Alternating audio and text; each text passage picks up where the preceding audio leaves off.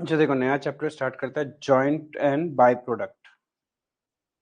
Already इसका कहीं तो डिस्कशन किया था अपन ने एक जगह एक क्वेश्चन में।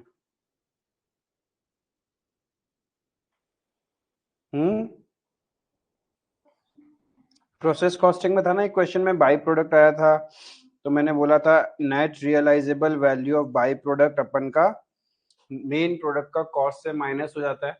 ठीक है, तो बेसिकली जॉइंट प्रोडक्ट क्या होता है? What do you mean by joint product?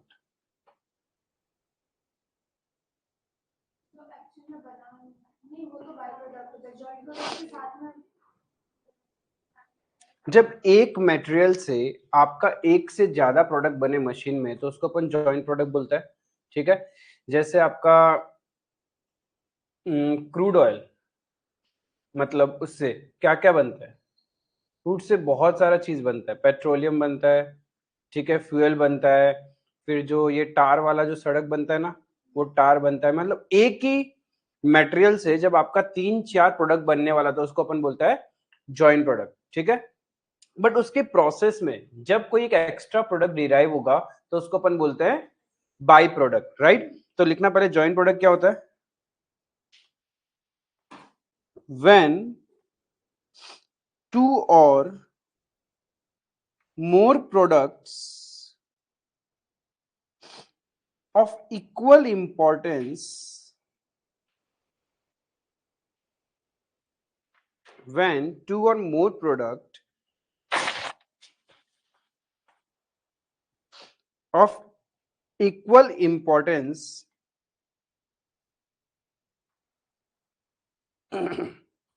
produced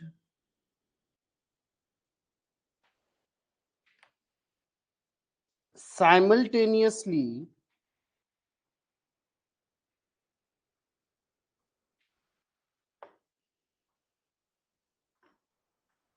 from the same process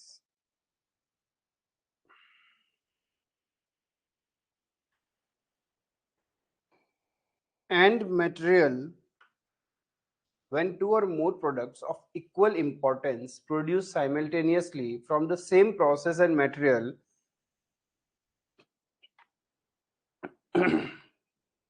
having a significant sale value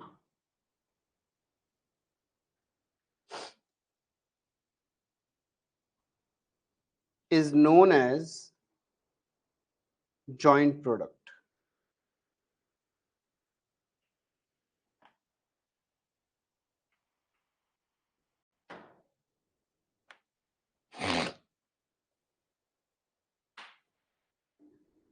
तो फिर बाई प्रोडक्ट क्या हुआ?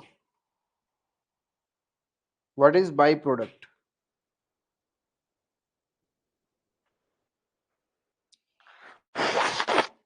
बोलो बोलो।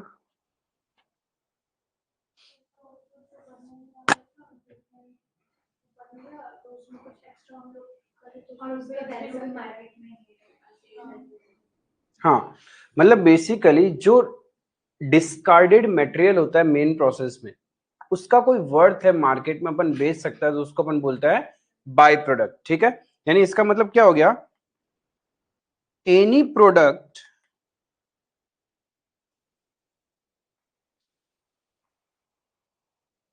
derived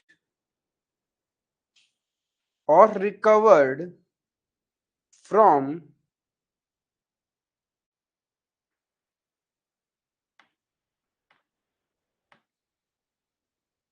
discarded material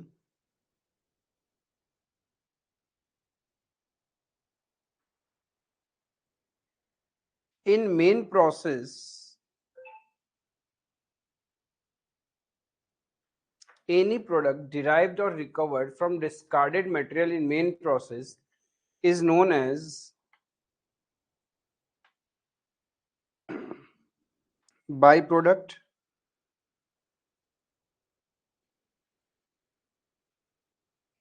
तो कॉस्टिंग के अंदर में अपन को ये क्या सिखाएगा? होने क्या वाला है? ऐसा क्या होगा कि अपन को ये चैप्टर सीखना पड़ रहा है और ये लॉजिकल और प्रैक्टिकल? देखो बहुत बार क्या होता है, एक ही रॉ मटेरियल से बहुत सारा आप प्रोडक्ट बनाते हो। जैसे कि प्लास्टिक का दाना मेल्ट करके, ठीक है, आप एक मशीन में डालते हो, फिर उसको अलग अलग शेप्स हम दे दें, तो एक ही मटेरियल से आपने बॉटल भी बना लिया, बाल्टी भी बना लिया, और भी अलग अलग टाइप का जिसका अलग अलग मार्केट वैल्यू सिग्निफिकेंस। देखो हमने क्या लिखा, 2 और more products of equal importance produce simultaneously from the same process and material having a significant sale value, यानी जिसका हर एक मार्केट का सेल वैल्यू है, हर एक प्रोडक्ट का मार्केट में डिफरेंट सेल वैल्यू होगा, उसको हम जॉइंट प्रोडक्ट बोल रहे हैं, यानी मेन प्रोडक्ट हो गया एक तरीके से। जैसे क्रूड से आपने पेट्रोल फ्यूल बनाया, या फिर टार बनाया, या फिर आपने ग्रीस टाइप का कुछ चीज बनाया, तो जो डिफरेंट डिफरेंट बन रहे हैं इन सब का मार्केट है, और मार्केट में अलग रेट में बिकता है वो, तो उसी का तो कॉस्टिंग करना। फिर कॉस्टिंग करेंगे कैसे, हम लोग ये पढ़ क्यों रहे हैं चैप्टर, लॉजिक क्या है इसके पीछे।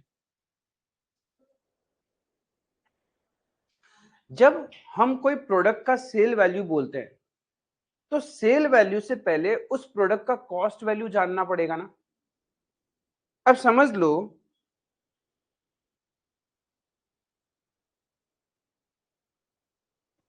ये मशीन है अपना, ठीक है, यहां से अपने रॉ मटेरियल डालेंगे इसमें, ठीक है, मशीन में क्या होगा, प्रोसेस होगा, रॉ मटेरियल प्रोसेस होने के बाद बाहर निकलेगा। अब इसी एक ही प्रोसेस में हमारे 3 प्रोडक्ट निकल रहे हैं,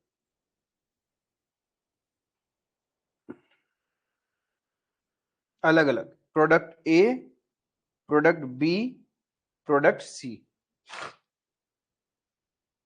जब मैं प्रोडक्ट ए को बेचूंगा, हो सकता है प्रोडक्ट ए अब एकदम फाइनल और यहीं पे बेच सकते हैं हम, इनको हम यहां पे भी बेच सकते हैं, और ऐसा भी हो सकता है मशीन से निकलने के बाद हमें इस पे थोड़ा और काम करना पड़ेगा, थोड़ा और काम इन द सेंस दूसरा प्रोसेस हो सकता है, या फिर एक मशीन में तो तीनों एक साथ काम हो गए, लेकिन अब उसके बाद ए को जब फिनिश करना हो सकता है यहाँ पे एक मशीन और है, यहाँ पे कुछ काम होगा, फिर जाके ए पूरा फिनिश्ड बनेगा, वैसे ही बी के साथ होगा और वैसे ही सी के साथ होगा, उसको हम बोलते हैं फर्दर प्रोसेसिंग। बिकॉज जरूरी है नहीं है कि हम ए को इसी कंडीशन में यहां बेच दें, इफ इसी कंडीशन में बिक सकता है तो प्रॉब्लम ही नहीं है, यही मेरा फाइनल स्टेज हो गया। लेकिन बहुत बार क्या होता है, हमें प्रोडक्ट को आगे क्या करना पड़ेगा, प्रोसेस करते हैं हम, अलग अलग प्रोसेस होगा, ये भी प्रोसेस होगा अपना, और सिंपलेस्ट प्रोसेस में मान ले तो पैकेजिंग, वो तो इंडिविजुअली होगा, ठीक है, अपना अपना प्रोसेस होगा, तब जाके यहां पे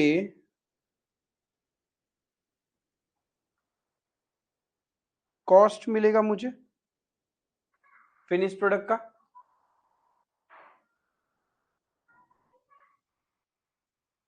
इन सब प्रोडक्ट का अपन कॉस्ट निकाल लेंगे, फिर इसमें प्रॉफिट ऐड होगा,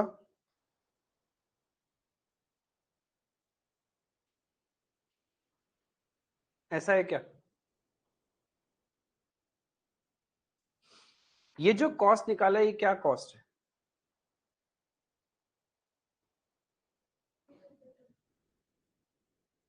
cost of production, goods manufactured का कॉस्ट है, लेकिन बेचने के लिए हो सकता है ना सेलिंग एंड डिस्ट्रीब्यूशन का खर्चा भी हमने किया, मार्केटिंग वगैरह किया,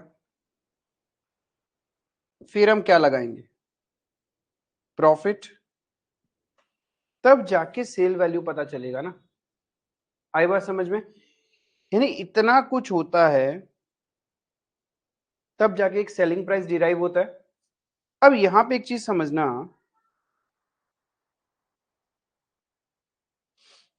ये जो कॉस्ट है ये कैसे निकाल पाएंगे,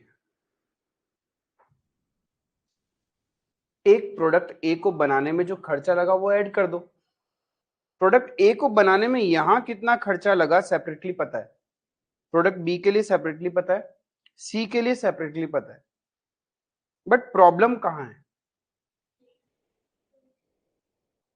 इस पॉइंट तक तो सारा खर्चा एक साथ लगा है ना, इस पॉइंट तक, ये जो पॉइंट है अपना, यहां पर क्या अलग अलग कोई मटेरियल या अलग अलग रेट पता है क्या? यहां तो मशीन में एक ही मटेरियल प्रोसेस हुआ, एक ही टाइप का खर्चा लगा, और उसके बाद तीनों प्रोडक्ट अलग अलग हो गए ना, तो ये चैप्टर सिखाएगा क्या फिर? बेसिकली ये इस पॉइंट को, इस पॉइंट पे जो खर्चा हो चुका है, इसको आप कैसे इंडिविजुअली प्रोडक्ट में बांटोगे, that is the joint cost. इसको अपन क्या बोलते हैं? इस पॉइंट को अपन बोलते हैं स्प्लिट ऑफ पॉइंट। क्या बोलते हैं? Split of. यहां से क्या हो रहा है, प्रोडक्ट स्प्लिट हो रहा है, अपने अपने रास्ते चले जाएंगे, फिर जिसको प्रोसेस होना है तो ठीक, नहीं होना है तो ठीक। क्या हर बार जरूरी है क्या कि प्रोसेस होने के बाद ही बिके? मशीन से निकला रेडीमेड यहीं से मार्केट में बेच दो, पॉसिबिलिटी है ना। यानी जरूरी नहीं है एवरी टाइम आपको फर्दर प्रोसेस करना ही पड़े। Even you can sell your product once the product is separated from split off point. इस स्टेज में भी हम प्रोडक्ट को बेच सकते हैं, राइट?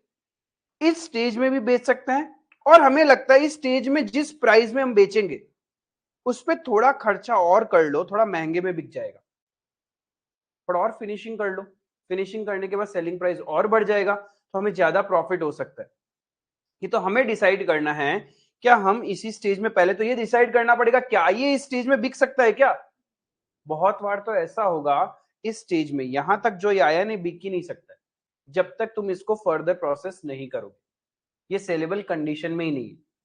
जब वो फर्दर प्रोसेस के बिना सेलेबल कंडीशन में नहीं है, लॉजिक ही खत्म यहां का सेलिंग प्राइस का। Is it clear? इफ इस स्टेज में वो सेलेबल कंडीशन में है एंड फर्दर प्रोसेस भी करके बेच सकते हैं, तब तो अब हमें डिसाइड करना है एज ए मालिक, क्या हम इसको यहीं पे बेच दें या फर्दर प्रोसेस करके बेचे, जहां मेरा ज्यादा फायदा होगा अपन तो वही वाला करेंगे। आई बात समझ में?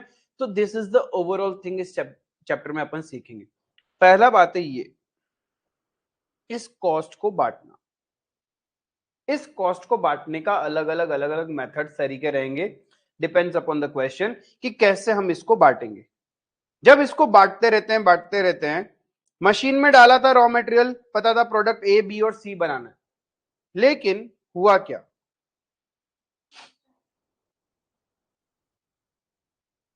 एक नया प्रोडक्ट डी आ गया, एक नया प्रोडक्ट डी आ गया, जिसको अपन बोलते हैं,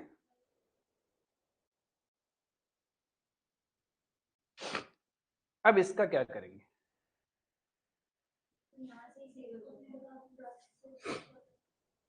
इसमें भी सेम कहानी है। क्या ये बाई प्रोडक्ट मार्केट में बिक सकता है या नहीं बिक सकता? है ना, नहीं बिक सकता तो कोई लॉजिक ही नहीं है इसका।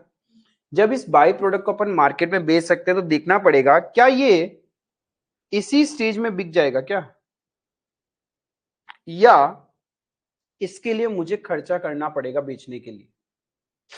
बटर मिल्क, घी जब बनाते हैं उसी स्टेज में नहीं बिकेगा, आपको उसको पैकेजिंग करना पड़ेगा, थोड़ा प्रोसेसिंग करना पड़ेगा, लेबलिंग करना पड़ेगा, तब जाके वो बिक जाता है मार्केट में। ऐसे ओपन में थोड़ी बिकता है, ओपन में तो नहीं बिकेगा ना। तो जब वो आप करोगे, एक सेकंड,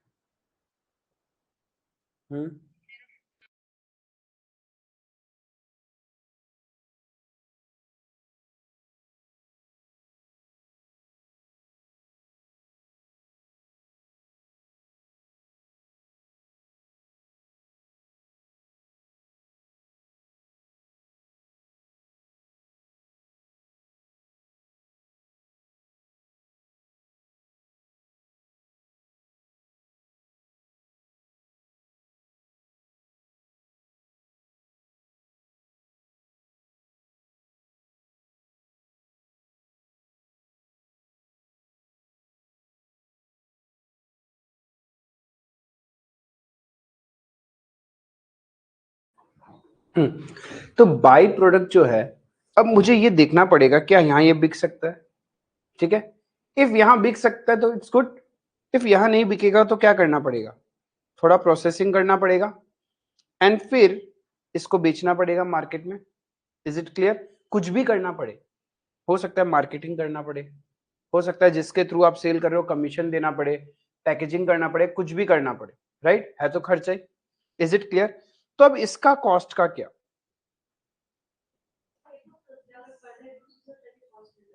यस इस स्टेज तक क्या हमने इसके कॉस्ट के बारे में सोचा था क्या? जब हमने सोचा ही नहीं तो इस स्टेज तक इसका कॉस्ट हम क्या लेते हैं? लेकिन कब? नहीं, व्हेन हमारी टोटल सेल वैल्यू का बहुत ही छोटा सा पार्ट इसका पार्ट सेल वैल्यू है, बट जितना मेरे मेन प्रोडक्ट का सेल वैल्यू कवर कर रहा है लगभग ये भी वैसा ही कवर कर रहा है, then your by product automatically becomes the main product. फिर वो बाय प्रोडक्ट बचा ही नहीं है। फिर जैसे आप लॉजिकली मेन प्रोडक्ट के कॉस्ट को स्प्लिट ऑफ पॉइंट में बांट रहे थे, वैसे ही आप क्या करोगे? बाय प्रोडक्ट को बांटोगे, राइट? बाय प्रोडक्ट का यदि नेग्लिजिबल वैल्यू, बहुत छोटा सा वैल्यू, मेन प्रोडक्ट को बेच के 10 लाख रुपए आता है, बाय प्रोडक्ट को बेच के 2000 5000 रुपए आएगा, that's a negligible value, right? लेकिन मेन प्रोडक्ट के बराबर का वैल्यू यदि मिल रहा है आपको, तब आप बाय प्रोडक्ट को बाय प्रोडक्ट नहीं ट्रीट करोगे, क्या करोगे? मेन प्रोडक्ट की तरह ट्रीट करें, राइट? अब इसको जो बेच के पैसा मिलेगा, इसका जो बेच के पैसा मिलेगा, पहला बात यहां तक आने में इसका कोई खर्चा नहीं है, जीरो कॉस्ट। उसके बाद सर्टेन कॉस्ट लगेगा, यहां पे कुछ कॉस्ट लग गया, फिर इसको मार्केट में आप सेल कर दोगे। तो बेच के जो पैसा आया उसमें से ये खर्चा मैं माइनस कर दूं, उसी को हम क्या बोलते हैं? Net realisable value of by product. एक तरह से फायदा ही है ये। इसको बनाने का कोई इंटेंशन नहीं था, बन गया, चलो अच्छी बात है। बनने के बाद ये पता चला कि इसको तो बेच भी सकते हैं, बस मार्केट में 10 रुपए में बेच सकते हैं, लेकिन उसके लिए आपको 2 रुपए का एक्सपेंस करना पड़ेगा। कोई बात नहीं, फिर भी तो 8 रुपीज तो फायदा ही है ना आपका, क्योंकि बनाने में कोई मेहनत नहीं था, ना ही इंटेंशन था। जब इंटेंशन नहीं है, मेहनत नहीं है, फ्री का बना वो। फ्री का बनने के बाद आपको लगता है इसको तुम 10 रुपए में बेच सकते हो, लेकिन 2 रुपए एक्सपेंस तो करना ही पड़ेगा। तभी भी तो नेट कितना बचेगा आपके पास? 8 रुपीज बचेगा ना। फायदा ये, फायदे का अकाउंटिंग क्या होगा? इस फायदे का अकाउंटिंग क्या होगा?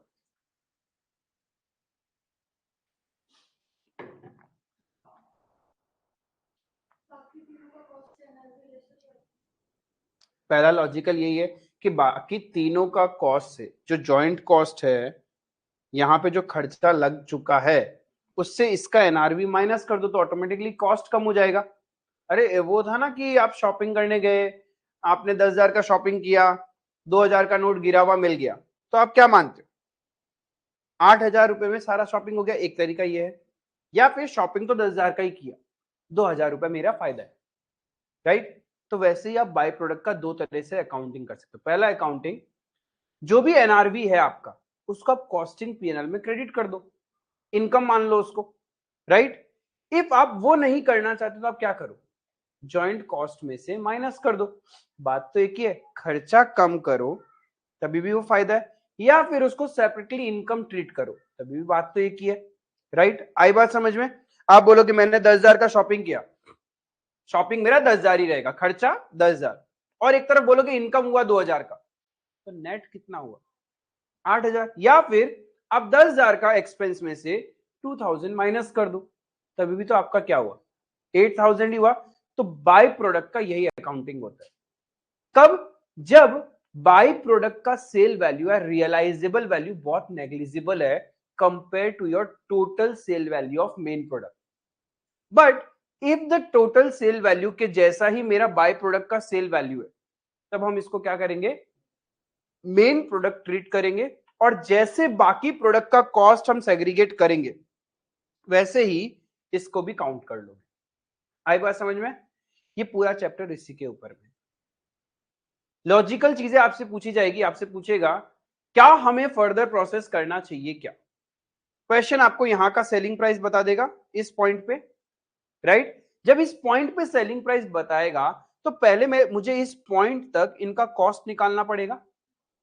अब जॉइंट कॉस्ट होगा, इसको हम क्या बोलते हैं? Joint cost. Split off point में मुझे क्या करना है, अपोर्शनमेंट ऑफ जॉइंट कॉस्ट, तब जाके इंडिविजुअली कॉस्ट आ जाएगा। अब इसी स्टेज पे यदि मैं बेच सकता हूं तो जितना सेलिंग प्राइस है माइनस जितना अपोर्शनमेंट ऑफ जॉइंट कॉस्ट है करूंगा तो प्रॉफिट पता चल जाएगा, राइट। फिर क्वेश्चन बोलेगा इसको तो आप फर्दर प्रोसेस भी कर सकते हो, फर्दर प्रोसेस कर लिया तो इसका सेलिंग प्राइस ये होगा, तो फिर हम इवेल्युएट करेंगे कि फर्दर प्रोसेस करके देखते हैं कितना खर्चा बैठेगा, कितना सेलिंग प्राइस है, नेट प्रॉफिट कितना होगा। तो जहां पे बेस्ट होगा वो अल्टरनेटिव अपन चूज कर लेंगे। दो तीन प्रोडक्ट है, उसमें से ऐसा हो सकता है कि एक प्रोडक्ट तो फर्दर प्रोसेस मत करो, कोई फायदा ही नहीं होगा, यहीं पे बेच दो। एक प्रोडक्ट होगा फर्दर प्रोसेस कर लो तब फायदा है, और एक होगा जहां क्वेश्चन खुद ही बोल देगा आप बिना फर्दर प्रोसेस इसको बेच ही नहीं सकते, यानी it has no sale value at split off point, it has no sale value at split off point. तो मोटा मोटी सीखना है, ये जो जॉइंट कॉस्ट है इसको अपोर्शन करना, और अपोर्शन करने के अलग अलग डिफरेंट डिफरेंट तरीके होंगे। सेलिंग प्राइस यूनिफॉर्म होता है तो क्या करना है, क्वांटिटी पता है तो क्वांटिटी वाइज अपोर्शन कर लो, ठीक है। एनआरवी पता है तो एनआरवी वाइज अपोर्शन कर लेंगे। तो these are the different ways. और बाई प्रोडक्ट का अकाउंटिंग मैंने लॉजिकली आपको बताया कि सबसे पहला लॉजिक ये आता है कि मैं इन खर्चों को कम कर दूं, या फिर खर्चा तो वैसे ही रहेगा मेरा जॉइंट कॉस्ट, मैं इसको अलग से प्रॉफिट मान लूं, ठीक है, अपने कॉस्टिंग पीएनएल में क्रेडिट कर लो। अब प्रॉफिट कितना मानोगे, जितने में बेचा उतना प्रॉफिट ना, क्या नेट रियलाइजेबल वैल्यू। बेचने के लिए जो जो एक्सपेंसेस आपने किए हैं वो माइनस कर दो, नेट कितना पॉकेट में बचा है उसी को हम प्रॉफिट मानते हैं। आई बात समझ में। तो बाय प्रोडक्ट का दो अकाउंटिंग है। तीसरा क्या था, बाय प्रोडक्ट का तीन अकाउंटिंग बताया मैंने। पहला था कि हम कॉस्ट से कम कर लें, या कॉस्टिंग पीएनएल में इनकम मान लो, बात तो है कि कॉस्ट कम नहीं करेंगे, इनकम मान लिया, ठीक है। और एक क्या था, जब बाई प्रोडक्ट मेरा मेन प्रोडक्ट की तरह होता है, व्हेन बाई प्रोडक्ट का sale value covers my main product sale value also, main product के सेल वैल्यू के जैसे ही मेरा बाई प्रोडक्ट का ही मार्केट है और वैल्यू है, राइट। उस कंडीशन में हम बाई प्रोडक्ट को मेन प्रोडक्ट की तरह ट्रीट करेंगे, ठीक है। बस यही होता है, इससे ज्यादा कुछ भी नहीं होता। समझ में आया, यहां तक कोई दिक्कत नहीं है। बस ओवरऑल थ्योरेटिकली आपको इतना ही ध्यान में रखना है। There is no as such theory comes from this chapter, practical oriented chapter है। आपसे बस अपोर्शनमेंट ही मांगता है, बोलेगा कि इंडिविजुअल प्रोडक्ट का जॉइंट कॉस्ट बताओ। अलग अलग मेथड्स होंगे, कभी कभी मेथड्स तो क्वेश्चन पढ़ के अपन को समझना पड़ेगा कि, क्योंकि उसीलिए बोलते हैं लॉजिकली, कि लॉजिकली हम इसको कैसे बांटे, ठीक है। तो वहां लॉजिक्स काम आएगा, फिर वही लॉजिक चलेगा कि फर्दर प्रोसेस करें या नहीं करें। तो ये पता होना चाहिए what is my split off point. Split off point का मतलब क्या होता है, जॉइंट कॉस्ट जिसको हम बांटेंगे, ये है मेरा स्प्लिट ऑफ। जहां पे सारे प्रोडक्ट अपने अपने रास्ते चले जाएंगे, that is my split off point, ठीक है। आई बात समझ में, ड्रॉ किया थोड़ी था। तो दो ही कैटेगरी ऑफ क्वेश्चन है, ठीक है, ये करना ये कर लो।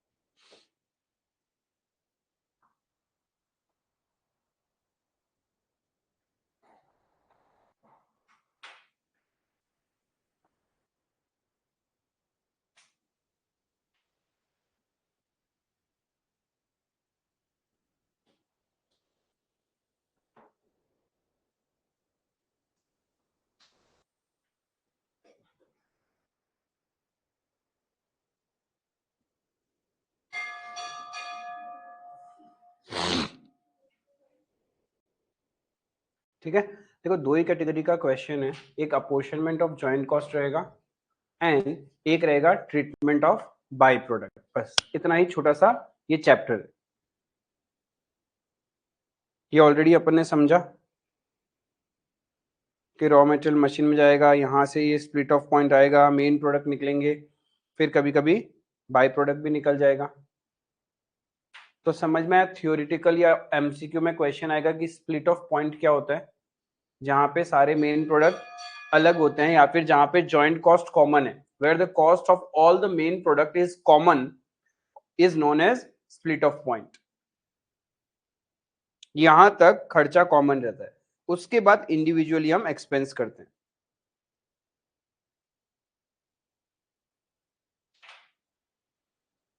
तो दो ही कैटेगरी का क्वेश्चन रहेगा, apportionment of joint cost and treatment of by product. अलग अलग मेथड्स है, लिख के रखो इनको, विद द क्वेश्चंस अपन सीखते जाएंगे। देखो एनआरवी जो डिस्कस किया था हमने, एनआरवी क्या है, नेट रियलाइजेबल वैल्यू, यानी नेट पॉकेट में कितना बचेगा, कितने में बेचा, बेचने के लिए जो जो खर्चा किया है वो सब माइनस कर दूं तो मेरे को क्या मिल जाएगा, नेट रियलाइजेबल वैल्यू। इफ कोई मुझे यहां पे इस स्टेज पे नेट रियलाइजेबल वैल्यू पूछे तो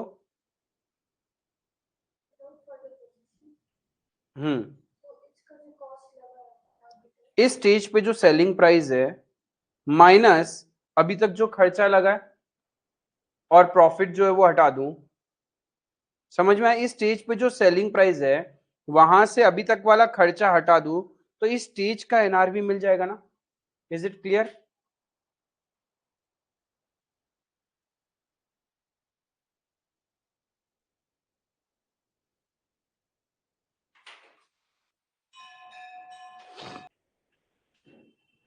नॉर्मल लॉस में क्या है, दो तरीका था। नॉर्मल लॉस में अपन ने सीखा था ना, प्रोसेस कॉस्टिंग में क्या करते हैं अपन, नॉर्मल लॉस का रियलाइजेबल वैल्यू टोटल कॉस्ट से माइनस करते हैं और नंबर ऑफ यूनिट्स भी कम हो जाता है, तब जाके कॉस्ट पर यूनिट निकलता है। तो यहाँ पे दो तरीका है, इन्होंने क्या बोला, पहला तो क्या जो अपन ने सीखा है, कॉस्ट में से कम कर दो, टोटल कॉस्ट जो लगा है उससे नॉर्मल लॉस का पर यूनिट कम कर दो या यूनिट्स कम कर दो। सपोज आपने 10,000 यूनिट्स डाला था, उसका एक वैल्यू था, बट नॉर्मल लॉस हो गया 1,000, तो हम क्या मानेंगे, 9,000 यूनिट्स का ही इनपुट हुआ है, राइट। तो जो भी टोटल कॉस्ट लगा है डिवाइडेड बाय 9,000 करेंगे तो रिवाइज कॉस्ट पर यूनिट आ जाएगा। तो एक तरीका क्या है, revise raw material cost per unit is calculated, जितना टोटल खर्चा रॉ मटेरियल का कर चुके divided by total actual output. Actual output का मतलब क्या हो गया, yes, input minus normal loss, यही हो गया एक्चुअल आउटपुट।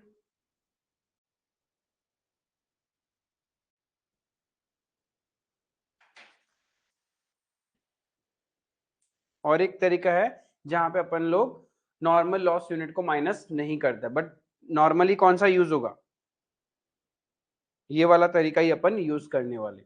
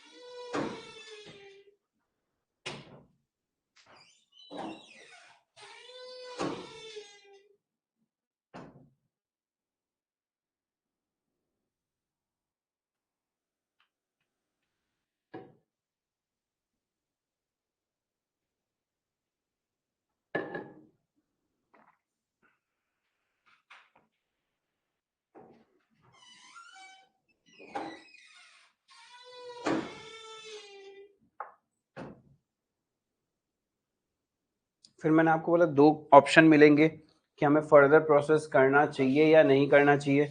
तो हम दोनों के लिए क्या देखेंगे, स्प्लिट ऑफ पॉइंट अपन कितने में बेच सकते हैं और फर्दर प्रोसेस करने के बाद बेचने से हमारे पास कितना बचेगा। दोनों में जहां ज्यादा फायदा होगा वही हम क्या करेंगे, ऑप्शन चूज करेंगे। ये तो नॉर्मल है, ये तो अपने ब्लड में है। जहां ज्यादा फायदा उधर स्विच कर जाओ।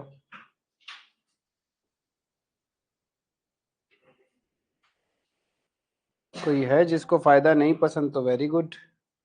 Products by using 5000 tons of coal at the rate rupees 1100 per ton into a common process। मतलब क्या करता है वो, कोल डालता है मशीन में, उससे क्या क्या बना रहा है।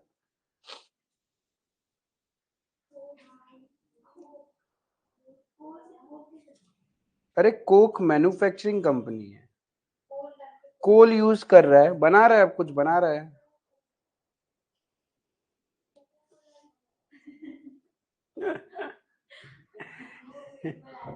Diet Coke. 5000 ton coal use किया उसने, ठीक है, मशीन में डाला। कितना रुपए का रॉ मटेरियल डल चुका है इसमें?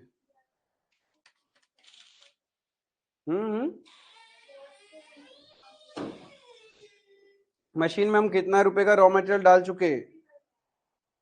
55 लाख का रॉ मटेरियल डल चुका। अब इससे क्या क्या बनेगा?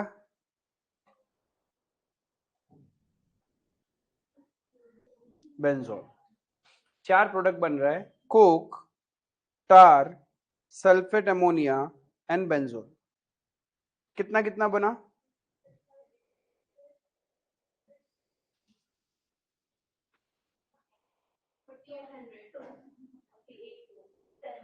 Ton ton ton ton 52 ton, 1200 ton, total 4800 ton. अब देखो, prepare a statement apportioning the joint cost among the product on the basis of physical unit method। oh my god, इसमें कोई कंसेप्ट चाहिए, लॉजिक चाहिए, कुछ चाहिए। दिल पहले क्या बोला, जितना यूनिट का आउटपुट हुआ, वैल्यू वैल्यू तो कुछ पता ही नहीं है ना। जो भी खर्चा है किस रेशियो में बांट दोगे? In the ratio of units.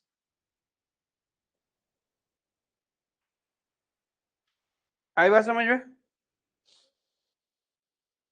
ठीक है, या फिर आप क्या कर सकते थे, सबसे पहले कॉस्ट पर टन निकाल लो, जितना खर्चा लग चुका है।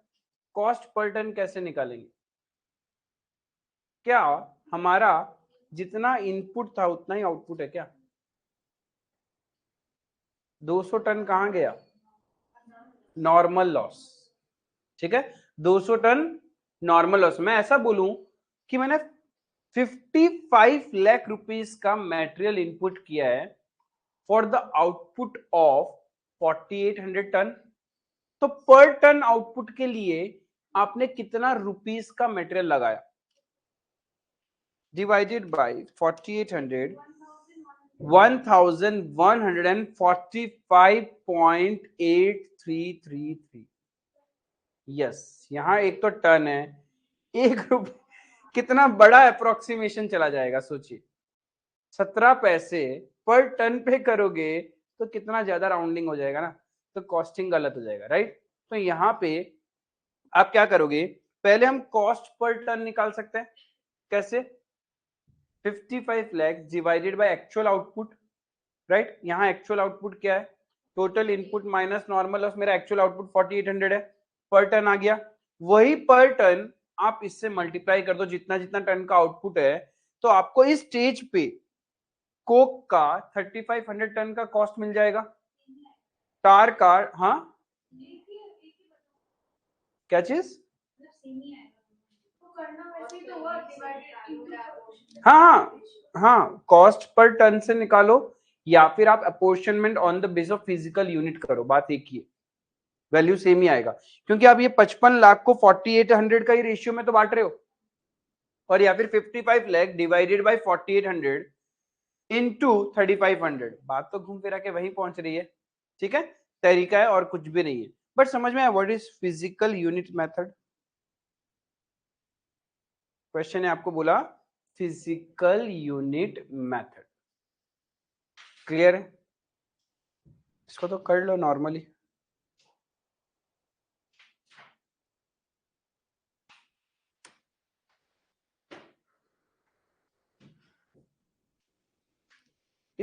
वो कैसे हुआ, कितना टन किसके लिए वेस्टेज हुआ, उसका खर्चा कैसे बांट रहे अपन? कोक के लिए आपने 3500 टन का आउटपुट किया, तो कोक के लिए आपने इनपुट कितना किया होगा?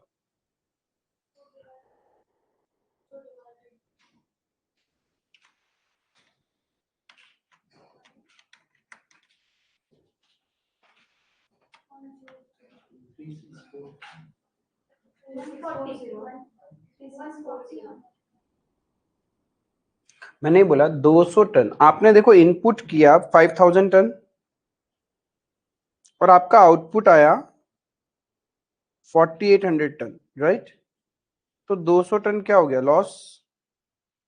तो basically can you tell me to get an output of 3500 ton of coke, आपने इनपुट कितना किया होगा?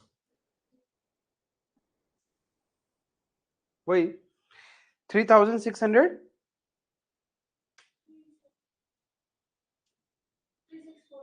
3646 हो जाएगा, टन है ना? ठीक है, यानी बेसिकली मैं ऐसा बोलूं, इफ 200 टन का लॉस होता है to get an output of 4800 ton, to get an output of 3500 ton कितना लॉस होगा? अरे इस 200 टन को भी बांट दो ना इन द रेशियो ऑफ 4800, जैसा जैसा आउटपुट आया है उसमें बांटोगे तो इंडिविजुअली कितना लॉस हुआ है वो पता चल जाएगा ना। ये समझ में आया या नहीं आया?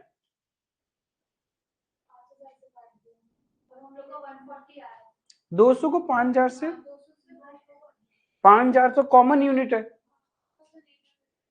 4800 का रेशियो में ही तो तुम इस 200 टन के लॉस को बांटोगे ना।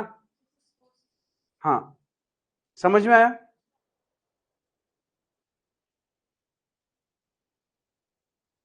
ये क्लियर है?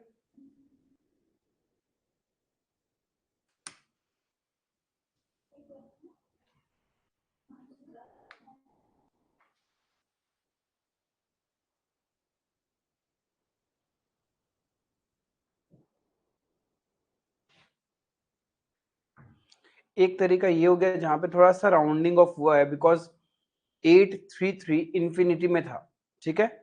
और एक तरीका जो हमने अभी डिस्कस किया, आप टोटल बेसिस पे भी इसको बांट सकते हैं, वो हो गया ये तरीका। हम्म,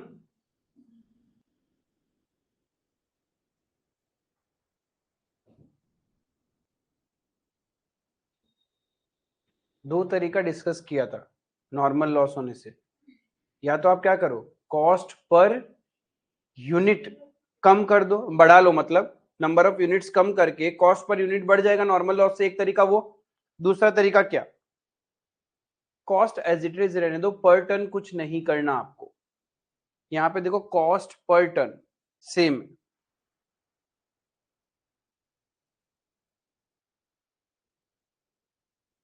आपने क्या किया, एक्चुअल इनपुट के रेशियो में बांट दिया। देखो दो तरीका लिखा था आपने नॉर्मल लॉस के लिए,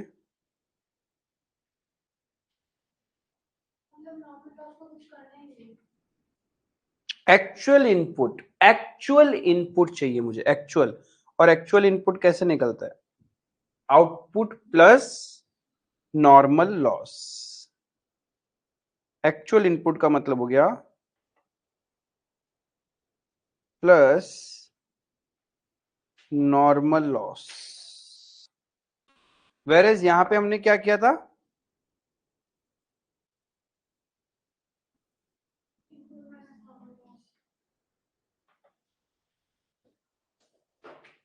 एक्चुअल आउटपुट।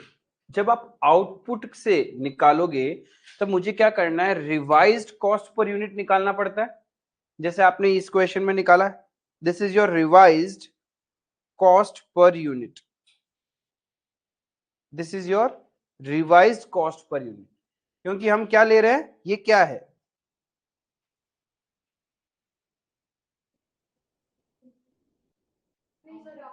Actual output. जब एक्चुअल आउटपुट होता है तो हम लोग नॉर्मल लॉस को कैसे कंसीडर करते हैं, कॉस्ट पर यूनिट बढ़ा के। जब आप एक्चुअल इनपुट लोगे, कॉस्ट पर यूनिट सेम रहेगा। समझ में आया, दोनों तरीके में घूम फिरा के आंसर सेम आता है, वो डेसिमल अप्रोक्सीमेशन है, बाकी कुछ भी नहीं है, वरना आंसर सेम ही है। यहां पे हमने क्या किया, इनपुट को मल्टीप्लाई किया जितना कॉस्ट पर टन एक्चुअल था, और वहां हमने क्या किया, आउटपुट को मल्टीप्लाई किया किससे, रिवाइज्ड कॉस्ट पर टन से।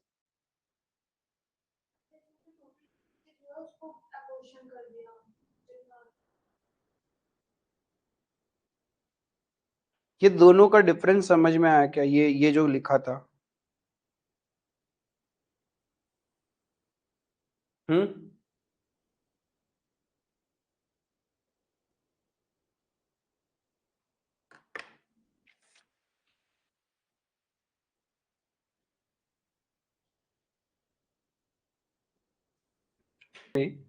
70 प्लस 80 प्लस टारगेट करता है। एक होता है एवरेज ब्रेन, एवरेज ब्रेन को स्मार्ट होना पड़ेगा। आपके पास 3-3 पेपर के 2 ग्रुप है, आपको उन 3-3 पेपर में से अपना एक एक पेपर निकालना है जो आपका फोर्ट है। किसी का थ्योरी होगा, किसी का प्रैक्टिकल होगा, कुछ भी होगा। उस फोर्टे वाले सब्जेक्ट में आपको प्यार होता है, आप बोर नहीं होते हो, आपको कराने बैठो आप कर लोगे, नींद नहीं आता है कुछ एकदम। एक होता है जिसको रोते हो, क्यों करना है, क्यों पढ़ना है, खत्म ही नहीं होता है, रिटेन ही नहीं रहता, ठीक है। ऐसा एक एक सब्जेक्ट रहेगा दोनों ग्रुप के अंदर में। और एक एक सब्जेक्ट रहेगा जिससे प्यार होता है कि हाँ कभी भी दे तो कर तो लेंगे, कॉन्फिडेंस उसमें डाउन नहीं होता है।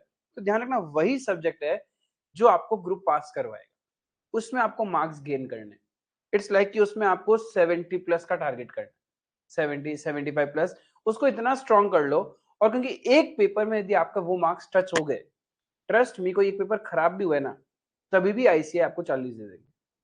मतलब आपको लग रहा होगा मेरे को 35, 33, 37 मिलेगा, बट एक्चुअल मार्कशीट में आपका वो 42, 41 बन के आ जाएगा, क्योंकि वो एक सर्टेन एआई चलता है उनके पास, ठीक है। तो आपका कहीं ना कहीं बिना एग्जाम्शन पास होना, you are very very lucky. Because बिना एग्जाम्शन पास होने का मतलब है आप कोई भी सब्जेक्ट में 60 प्लस नहीं गए, लेकिन एवरेज 50 के पास में हो। ये बहुत डरावना सा है, वहां पे आप मौत को छू के वापस आ रहे हो। बिकॉज एवरेज सब्जेक्ट 50 का मतलब 150 के आसपास ही हो, आप मौत को टच कर रहे हो।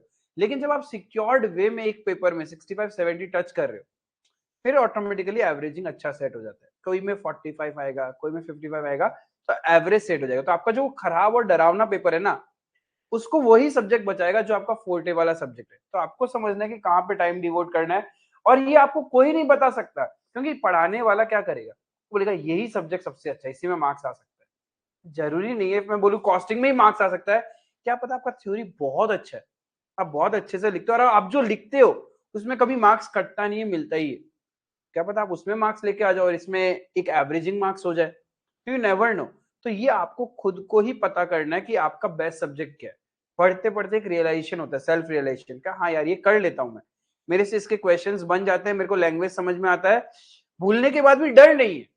क्योंकि ऐसा 6 सब्जेक्ट में कोई सब्जेक्ट नहीं है जिसको आप भूलते नहीं, दिमाग से तो जाता है। जैसे जैसे आप आगे बढ़ोगे वैसे वैसे पुराना पता नहीं कहाँ चला गया दिमाग के कौन से कोने में, लेकिन खोलने के बाद एक मन में आता है अरे यार नहीं यार ये तो कर लेंगे, ये सब्जेक्ट में कोई बात नहीं, ये सब्जेक्ट हो जाएगा, कुछ तो लिख लेंगे, कुछ कर लेंगे। बस उसी सब्जेक्ट को पकड़ लेना, उसका रिविजन बहुत होना चाहिए कि शॉर्ट शॉर्ट उसमें मेरे को एग्जाम्शन लाना ही है, फिर सब कुछ मैनेज हो जाएगा। क्योंकि 6 पेपर में 2 पेपर आपके एग्जाम्शन वाले शॉर्ट शॉर्ट है, बाकी पेपर में भी एग्जाम्शन आ जाएगा। और ऐसे नहीं हुआ तो मुश्किल है एग्रीगेट बनाना, थोड़ा स्ट्रेटेजिकली प्लानिंग करना, सब्जेक्ट को चूज करना, अपना फोर्टे समझो, प्रैक्टिस करो। और डरावना सब्जेक्ट जो है उसको अभी मेहनत कर लो। We are in the month of September, we have October November, सितंबर खत्म, लास्ट डे, अक्टूबर नवंबर दिसंबर, 11 जनवरी एग्जाम है, 3 महीना, राइट। अभी आपके कमजोर सब्जेक्ट पे वर्क किया जा सकता है, और 1.5 महीना निकल गया, कुछ नहीं होगा, पैनिक के अलावा कुछ नहीं होगा उस मोमेंट में। अभी आपका कोई कमजोर है, कोई चैप्टर है, कोई सब्जेक्ट है, अभी दे दो टाइम। ये मत सोचो सब करना है, अभी सिर्फ कमजोर के बारे में सोचो। 1.5 महीने बाद तो वैसे भी आपके एड्रेनल्स इतने फास्ट होंगे, आप 3-3 दिन की पढ़ाई एक एक दिन में सल्टा रहे होंगे। और जैसे जैसे एग्जाम नजदीक आता है, ऐसे लगता है पूरा 6 महीना का पढ़ाई मैं एक दिन में कर लूंगा। वो फास्टनेस बढ़ जाएगी ऑटोमेटिकली। तो अभी उसका टेंशन नहीं लेना कि नहीं हो रहा है, अभी ये टेंशन लेना है कि मैं क्या सोच रहा था या सोच रही थी, ये छोड़ना है, ये नहीं होता है मेरे से, बस उसी पे वर्क करना है। क्योंकि वही चीज आपको फेल कर रहा है, जो हो रहा है वो तो 1.5 महीने बाद भी होगा आपसे, और जल्दी होगा, लेकिन अलग कॉन्फिडेंस के साथ होगा। लेकिन इफ आपने आपका जो सब्जेक्ट डुबा रहा है, जो डर लग रहा है, उस पर वर्क कर लिया, कोई चैप्टर पे वर्क कर लिया, अब शॉर्टेड।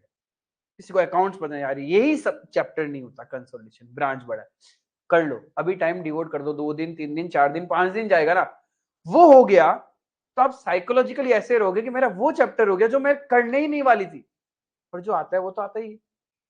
तब फिर ऑटोमेटिकली देखना, क्योंकि एग्जाम हॉल में बैठने के लिए यहां से स्ट्रांग होना पड़ेगा। ये स्ट्रांग है, ये खुश है ना, इसको बुद्धू बना दिया कि हाँ इसको तो मक्खन चिपका दिया, एग्जाम में आप कुछ भूलोगे ही नहीं, और हर चीज ऐसे लगे हाँ ये भी आता है, ये भी आता है, ये भी मैं कर लूंगा, ये भी मैं कर लूंगी, एंड दैट्स इट, खत्म।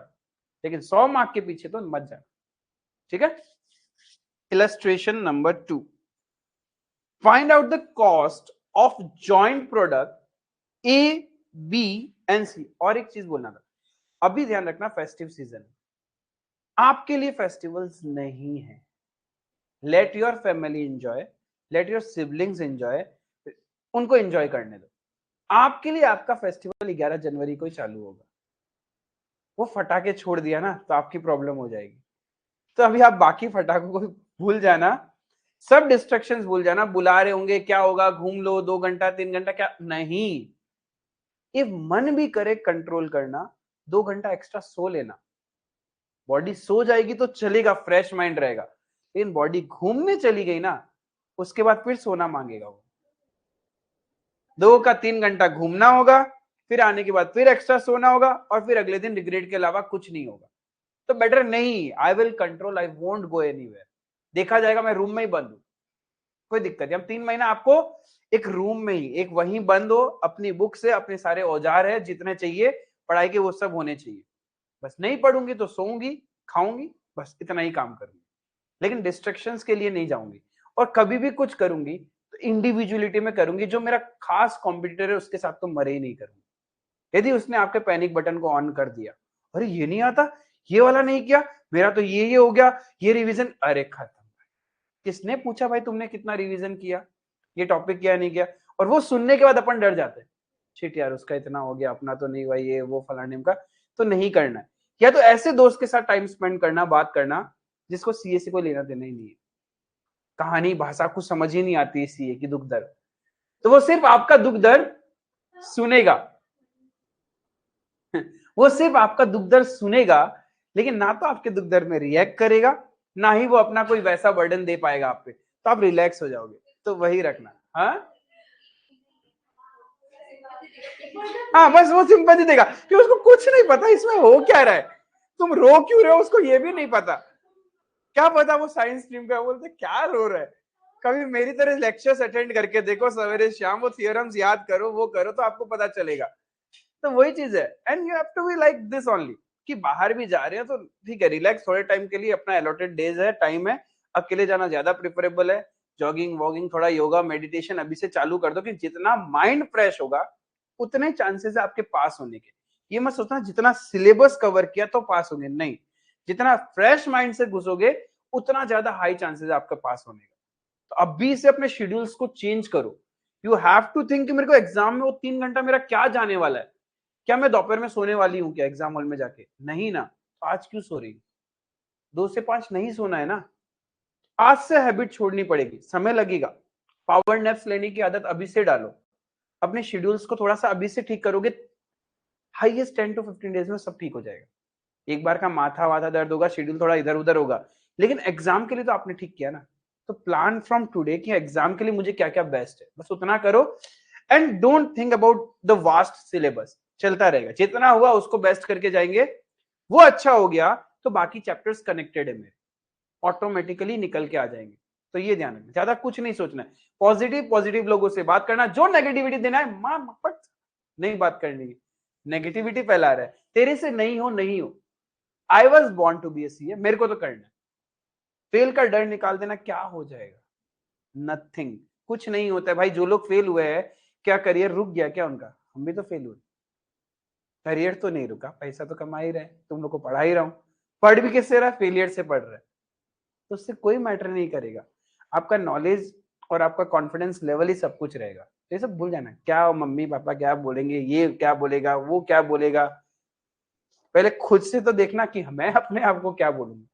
हाँ, आपको लग रहा है कि आपकी गलती से फेल हुए तो लग जाना फिर से, ये तो ऑनेस्टी खुद के पास होनी पड़ेगी कि साला कुछ तो नहीं किया था, वो उस टाइम फालतू किया, नहीं जाता वहां पे, पढ़ लिया होता रहा, थोड़ा और एक्स्ट्रा रिवीजन कर लेता, सोती थी ज्यादा, खाने में घर के, मतलब एक होता है ना, एक सबको पता होता है, वो बस फेस कर लेना, ऑटोमेटिकली कोई प्रॉब्लम नहीं। टारगेट्स हाई रखो एंड अभी से डेज काउंट करना चालू करो, नंबर ऑफ आवर्स में रखो अपनी काउंटिंग, इतने ही दिन इतने ही घंटे बचे मेरे पास, और अभी से डर नहीं पैदा हुआ तो 3 महीना, मतलब अभी यार आपका 3 महीना एवरीडे आपका नंबर ऑफ स्टडी आवर्स बढ़ जाने चाहिए, लास्ट का 1.5 महीना आपका स्टडी आवर जाना चाहिए 13 से 15 घंटा, और वहां तक पहुंचना है तो अभी से एवरेज स्टडी टाइम आपका 9 से 10 घंटा का ब्रैकेट होना चाहिए, फिर धीरे धीरे करके आपका इंक्रीज होना स्टार्ट हो जाएगा, तो वो हो गया तो ऐसा कुछ नहीं है, नथिंग इज इम्पॉसिबल।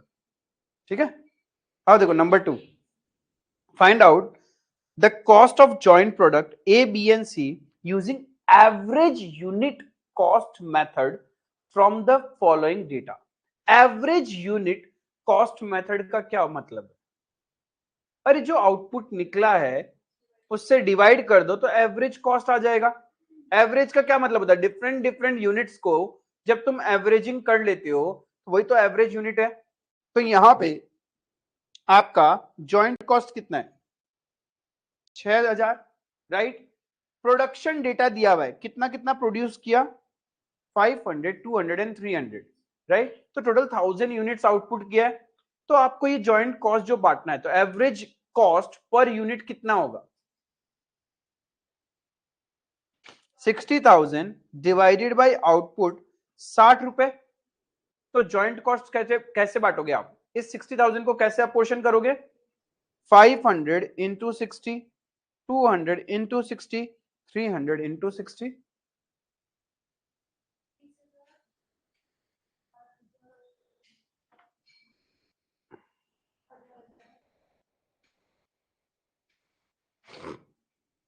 समझ में आया? क्लियर है कंसेप्ट? तो इसमें कुछ था भी नहीं ऐसे सीखने लायक। एवरेज कॉस्ट यूनिट क्या है? एक तरह से फिजिकल यूनिट में ही तो बांटा है, किया क्या है, तो इसमें कुछ सीखने लायक नहीं था अपने पास। फिर दूसरा अच्छी नहीं, डायरेक्ट सॉल्व करने से हो जाएगा।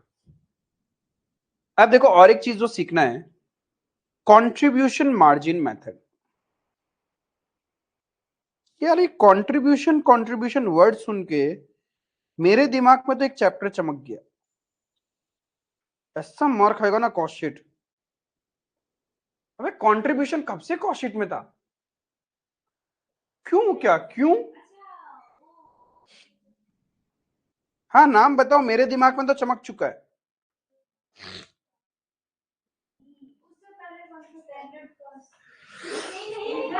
मैं प्रभु उठा ले इन लोगों को, मुझे नहीं, मुझे तो बहुत कर्म करने हैं अभी तक।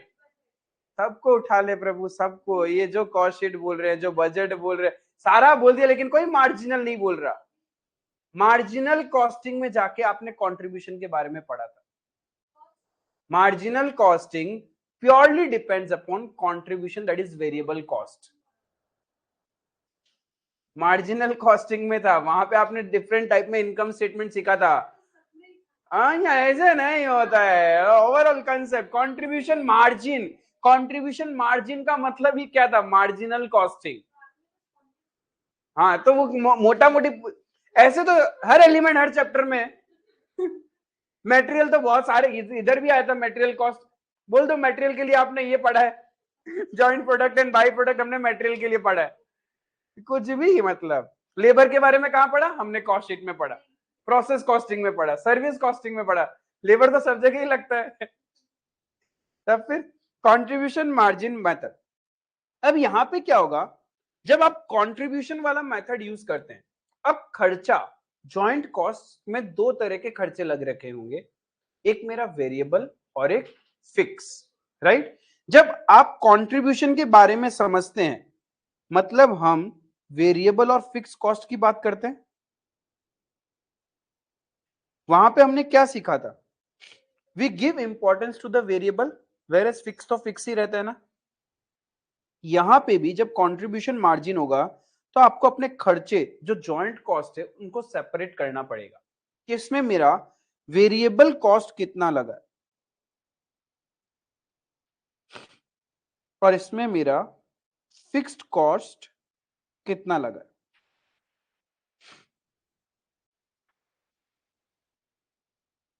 वेरिएबल कॉस्ट कब बदलता है, जब सेलिंग प्राइस बदलती है या जब आउटपुट बदलता है। With every extra unit of output extra खर्चा लगेगा और एक यूनिट कम बनाया तो कम खर्चा लगेगा। यानी variable cost depends upon my output, whereas fix cost, marginal costing में हमने क्या सीखा था कि फिक्स कॉस्ट का रिकवरी करना है और रिकवरी होगा कैसे, पर यूनिट के कंट्रीब्यूशन पे। जितना कंट्रीब्यूशन आएगा वैसे वैसे करके हम per unit fix cost recover करते जाएंगे। एक पॉइंट ऐसा आता था जब ब्रेक इवन हो जाते थे, फिर मेरा प्रॉफिट में कैसे कन्वर्ट होता था, वो जो कंट्रीब्यूशन है वही मेरा प्रॉफिट होता था, यही था। तो यानी वेरिएबल कॉस्ट के जो खर्चे हैं कैसे बांटोगे,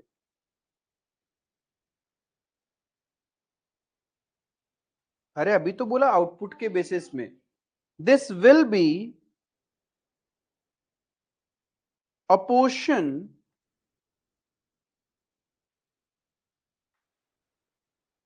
in the ratio of units produced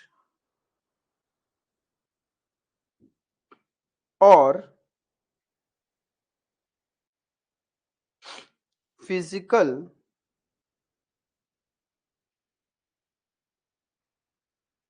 quantity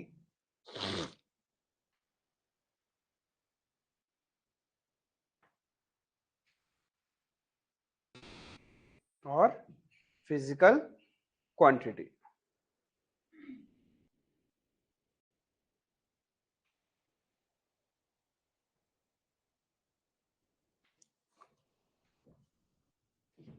अब फिक्स कॉस्ट क्या करोगे,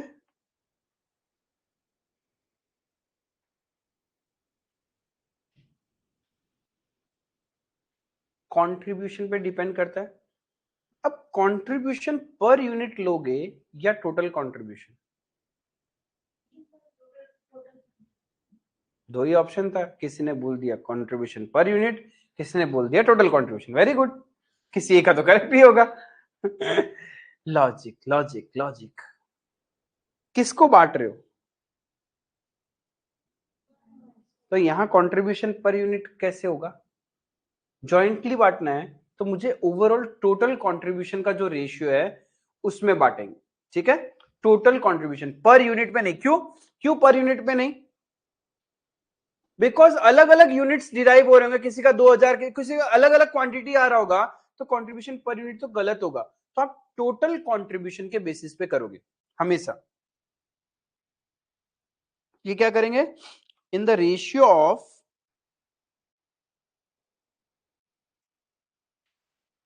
total contribution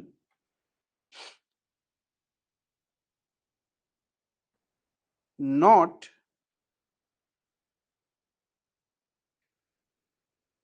in the ratio of contribution per unit।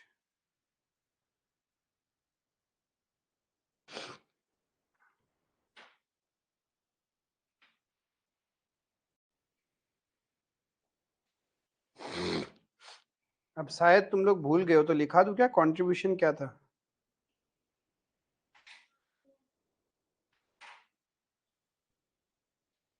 Total contribution is equals to total sales minus total variable cost. क्या पता नादान बुद्धि है।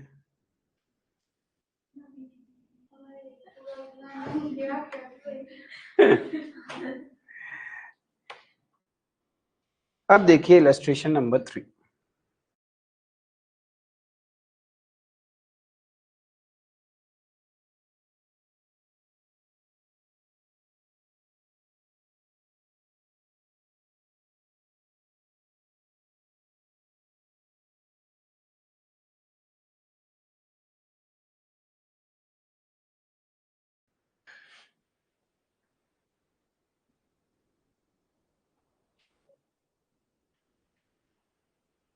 Find out the cost of joint product A and B using contribution margin method। Sale value दे दिया, joint cost बता दिया। Joint cost में दो खर्च है, एक मार्जिनल कॉस्ट और एक मार्जिनल कॉस्ट। क्या होता है मार्जिनल कॉस्ट? का मतलब वेरिएबल कॉस्ट। ठीक है, अपने को क्या निकालना है? जॉइंट कॉस्ट को बांटना है। अब जॉइंट कॉस्ट में दो एलिमेंट है,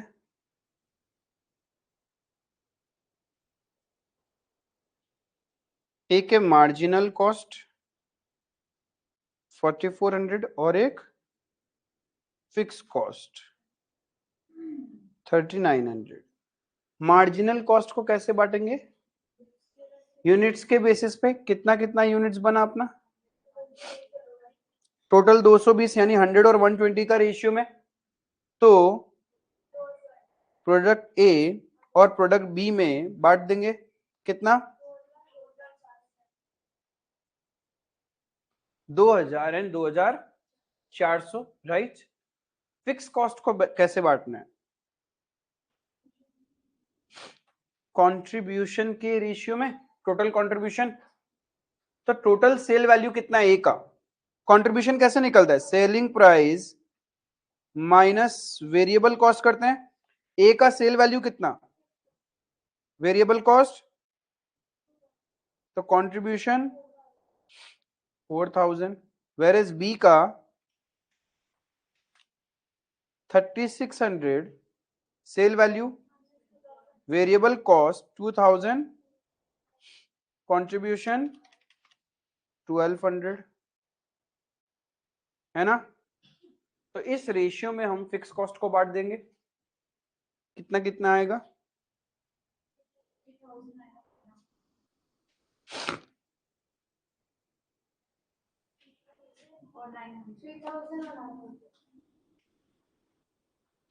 3900 इधर माइनस करेंगे तो हमें क्या मिल जाएगा?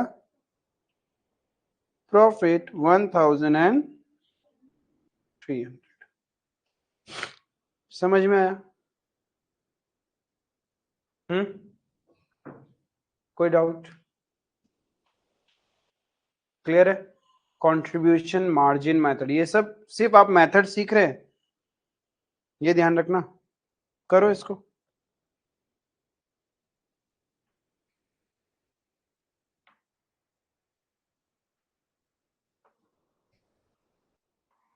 प्रोडक्ट ए, प्रोडक्ट बी, कितना units? 100 kg, 120 kg।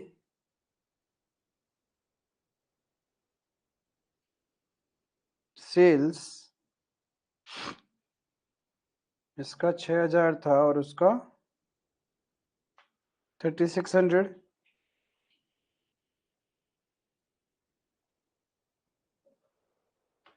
Variable cost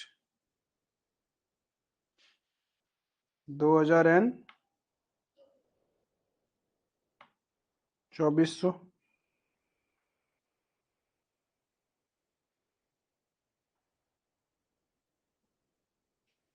ये कैसे आया था 2000?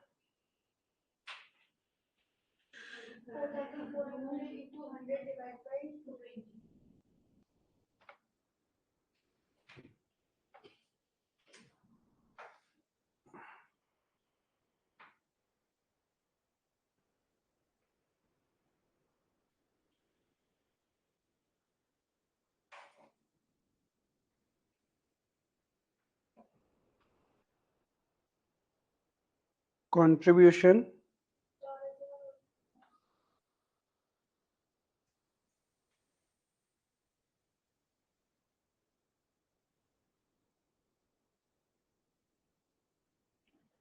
फिक्स कॉस्ट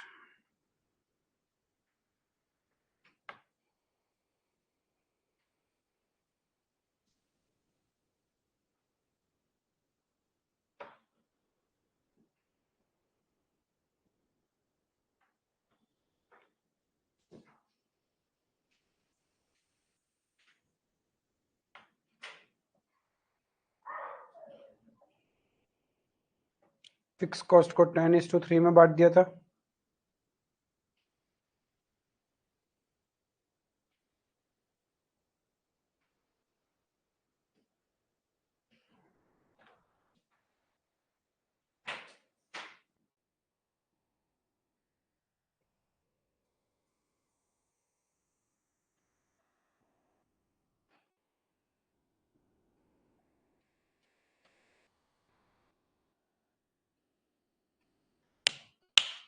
समझ में आया?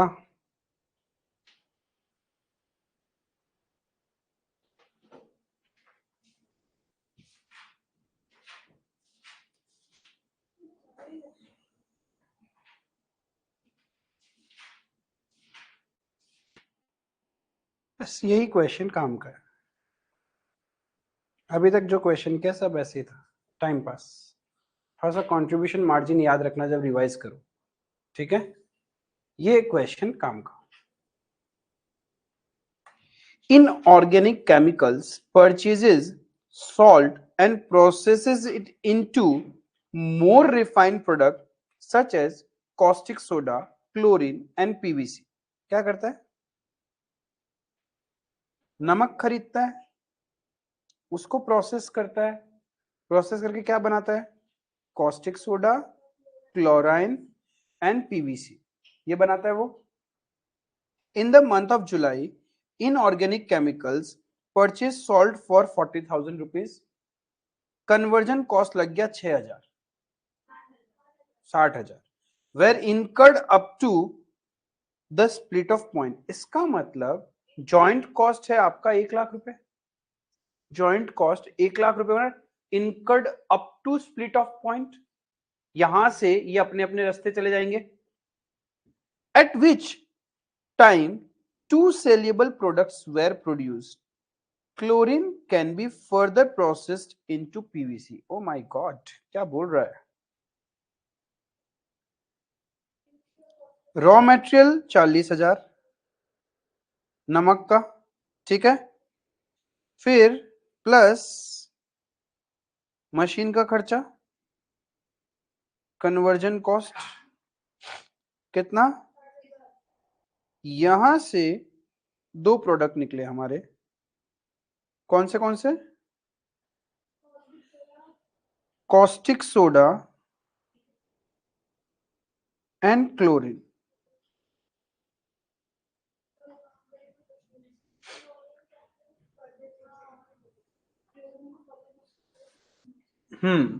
यानी दो प्रोडक्ट बने मेरे मेन। इसको और प्रोसेस कर लिया जाए तो क्या बन के निकलेगा? पीवीसी निकलेगा, ठीक है?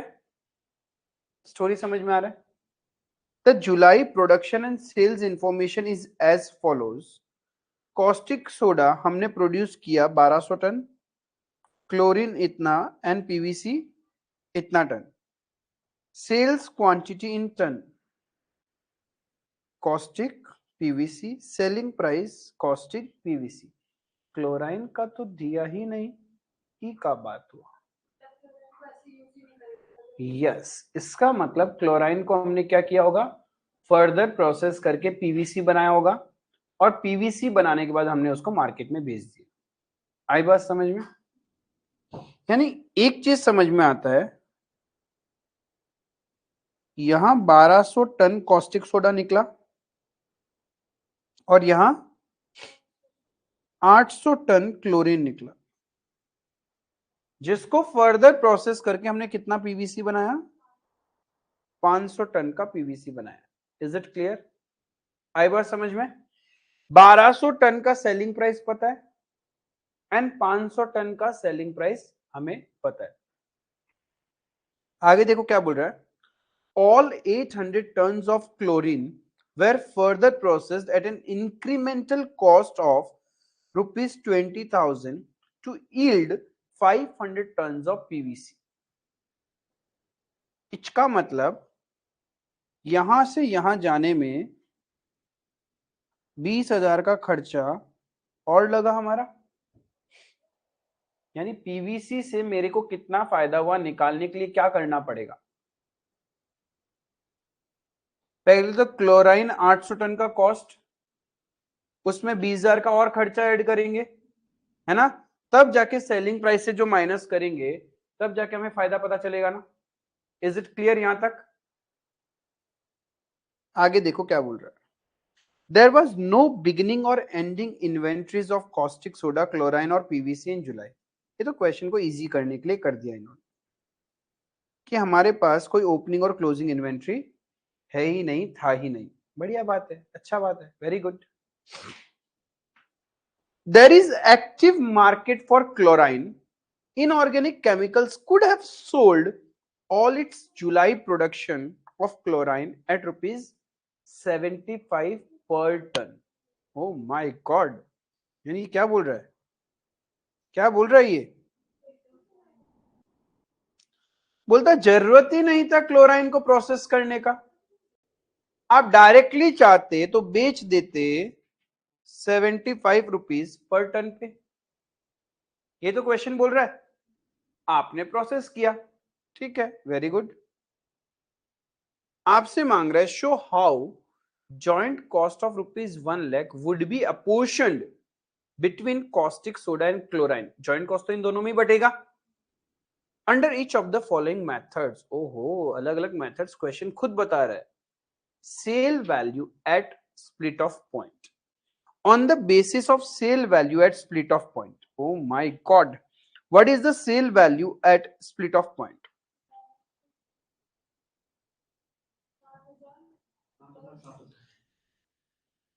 कॉस्टिक सोडा का sale value at split off कितना है, वो तो सेम ही रहेगा 1200 इंटू 50, और वेरेस क्लोरीन का 800 इंटू 75। समझ में आया? ये जो वैल्यू आएगा उस रेशियो में आप बांट दो 1 लाख रुपए को, तो आपको जॉइंट कॉस्ट मिल जाएगा कितना कितना बटा, मेरे को बांट के बताओ कितना कितना आया। इस 1 लाख, ये 1 लाख रुपए का जो खर्चा लग चुका है इसको कॉस्टिक सोडा और क्लोराइन में बांटोगे ना, कितना? 50,000 एंड 50,000। पहला मेथड इजी था, क्वेश्चन खुद ही बोल दिया sale value at split off. तो इफ क्लोरीन का यहां पे मार्केट नहीं होता तो क्या करते?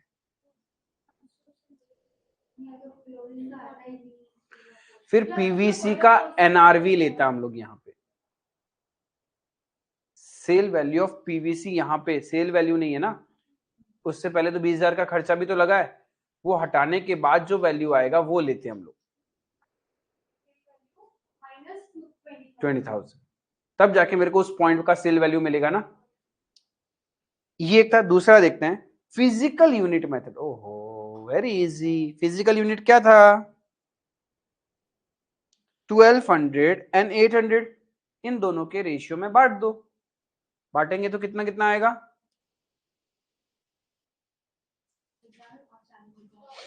60,000 एंड 40,000। ठीक है, ये समझ में आया? Very easy. थर्ड वाला अच्छा, estimated net realisable value. Estimated net realisable value जो मैंने अभी बताया, स्प्लिट ऑफ पॉइंट पे नेट रियलाइजेबल वैल्यू। क्या हमें कॉस्टिक सोडा को फर्दर प्रोसेस करने में कोई खर्चा हुआ? नहीं, तो वही तो इस पॉइंट पे उसका एनआरवी होगा।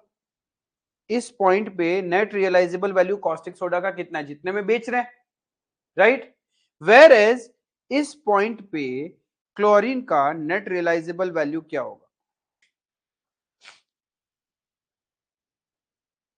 क्लोरीन को तो फर्दर प्रोसेस कर रहे हैं हम, ठीक है, तो 500 इंटू 200 रुपए पर टन में आप बेचोगे, लेकिन उतने में बेचने के लिए 20,000 का खर्चा भी तो किया, वो माइनस करोगे तब जाके नेट रियलाइजेबल वैल्यू मिलेगा ना इस पॉइंट पे 80,000। ये समझ में, एनआरवी क्या होता है, जो नेट पॉकेट में आपके बचेगा। तो 500 इंटू 200 रुपए में बेचने के लिए 20,000 का एक्सपेंस भी तो किया, तो ये जब मैं रिवर्स आके माइनस करूंगा तो इस पॉइंट पे मेरे को एनआरवी मिल जाएगा।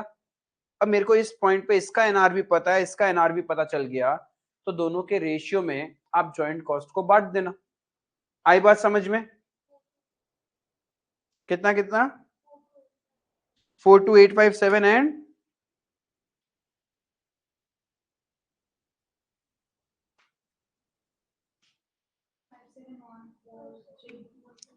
57143। समझ में आया यहां तक? एकदम इजी था। जब इतना सामने से क्वेश्चन बताते तो बहुत ही इजी होता है क्वेश्चन। नंबर 2 करेंगे, पहले आप यहां तक करो।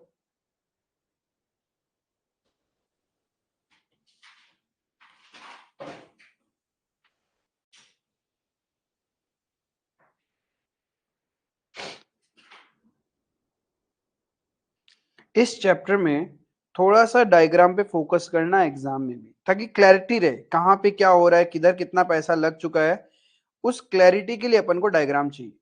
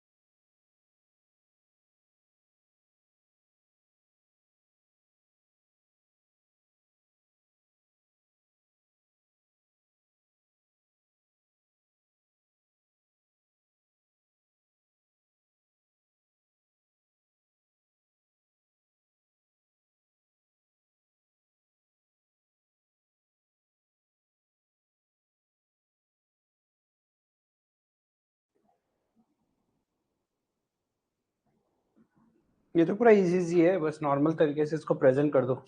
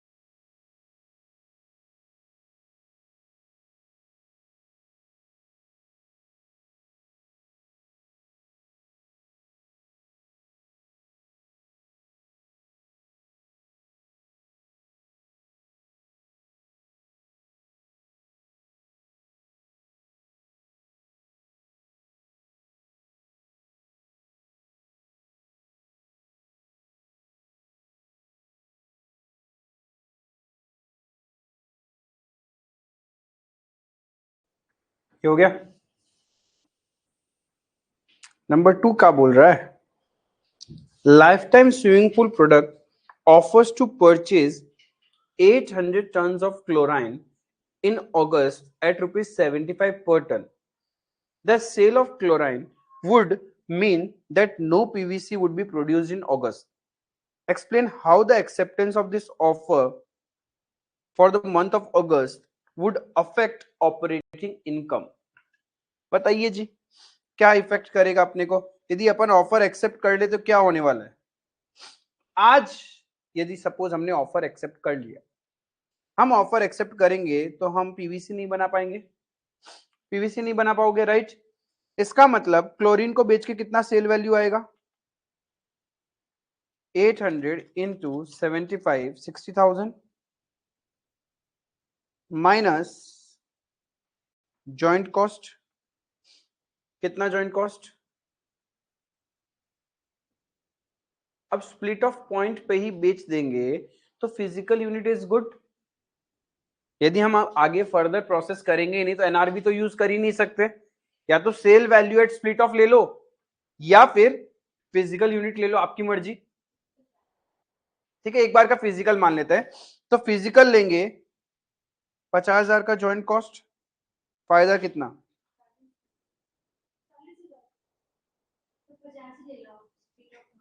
एक था ना sale value at split off में।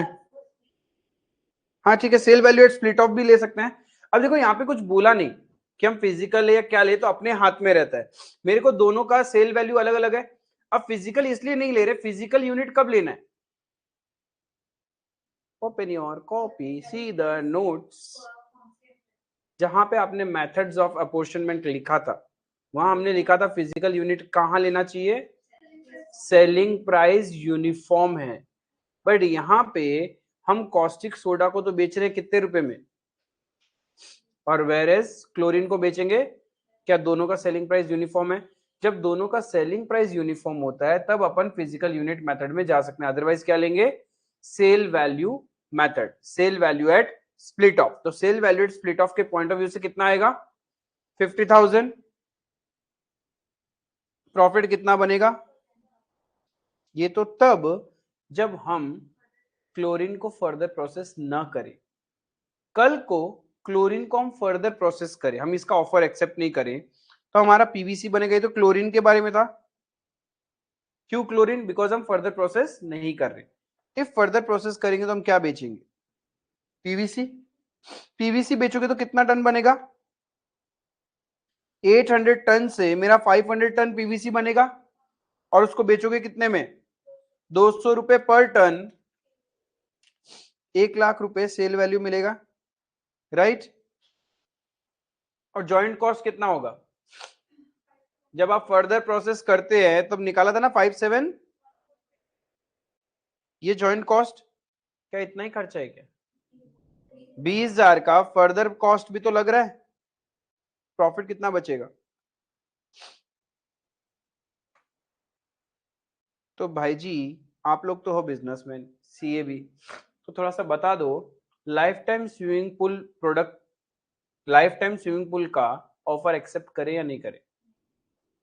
नहीं करेगा। कर लिया तो नुकसान है ना भाई। कर लिया तो सामने ही दिखाई दे रहा है 12,857, 857 रुपए का 12,857 रुपए का नुकसान है। 12,857 का लॉस होने वाला अपने को। समझ में आया? तो ऑफर एक्सेप्ट नहीं करेंगे, सिंपल सा बात है। तो बस वो लिख के आ जाएंगे, we will not accept the offer, और काम हो जाएगा एग्जाम में। अरे बताना पड़ेगा, जो प्रेजेंटेशन किया ये शो करना पड़ेगा अपन को कि chlorine sold without further process, chlorine sold after process.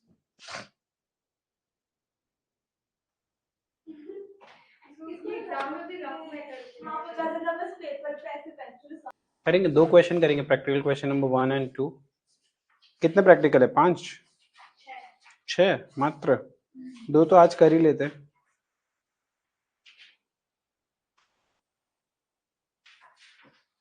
क्या है question? Smile company produces 2 main product and a by product out of a joint process. ठीक है भाई जी, 2 नए आते हैं और एक उसके साथ में फ्री।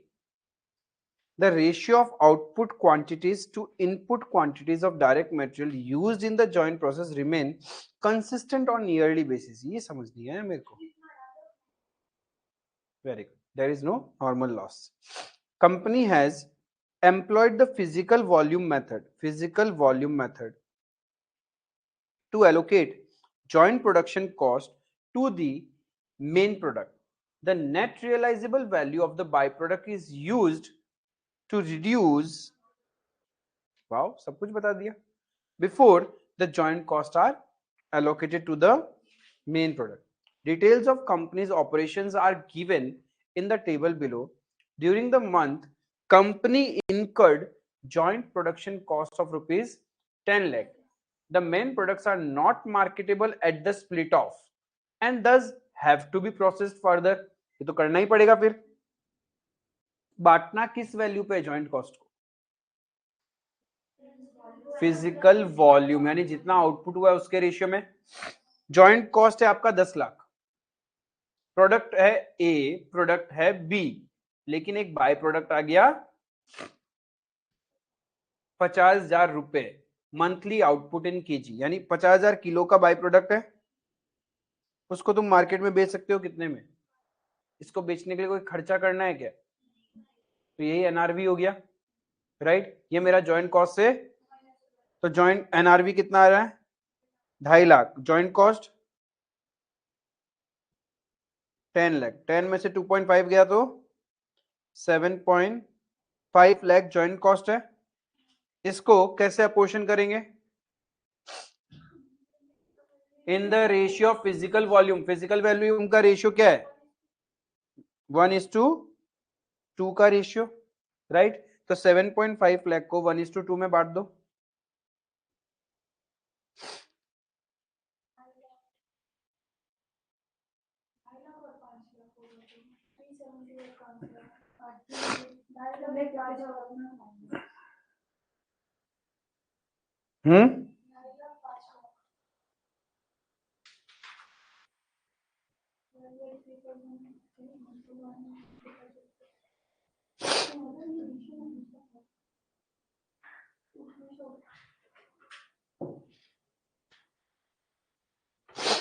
ठीक है, आपसे पूछा क्या क्वेश्चन ने? Find out the amount of joint cost that smile company would allocate to the product B by using physical volume method. तो कितना एलोकेट करेंगे? 5 लाख रुपए। प्रोडक्ट बी के लिए अपन 5 लाख एलोकेट करेंगे। हो गया, क्वेश्चन खत्म।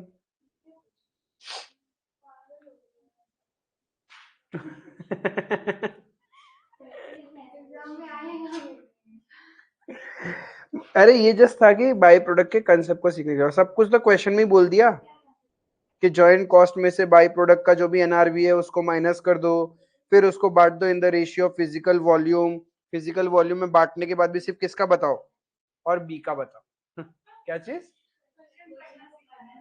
हाँ। तो ये कोई बात नहीं, हो गया। कॉपी में तो करोगे। आओ ये कर लेते हैं, ये कर लेते हैं, ये अच्छा है। सन मून लिमिटेड, सन आरू मून, ठीक है, produces and sales the following product A B C D E. 5 product बनाते हैं। कितना यूनिट्स बनाते हैं वो क्वेश्चन में बता दिया। उन लोग चाहे तो कब बेच सकते हैं? स्प्लिट ऑफ पॉइंट पे भी बेच सकते हैं। उसका सेलिंग प्राइस बता दिया, और फर्दर प्रोसेस करने के बाद बेचेंगे उसका भी अपने पास सेलिंग प्राइस है। लेकिन प्रॉब्लम क्या है?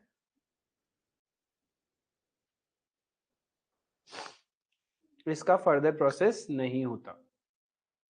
डी का कोई भी फर्दर प्रोसेस आपका नहीं होगा। Is it clear? आई बात समझ में? आगे क्या बोला? Raw material cost ₹35,90,000 and other manufacturing expenses cost ₹5,47,000। अच्छा जी, ठीक है। ये दोनों मिला के कैन आई से इज माई जॉइंट कॉस्ट? ये दोनों ही तो मेरा जॉइंट कॉस्ट हुआ ना। Till split off point A B C D E, उस पे इतना रुपए का खर्चा तो हो ही चुका है ना। आगे क्या बोल रहा है, which are absorbed on the products on the basis of their net realizable value. The further process cost of A, B and A, B, C and E are further process individually होगा. You are required to prepare the following in respect of the coming year. क्या क्या मांगा भाई साहब?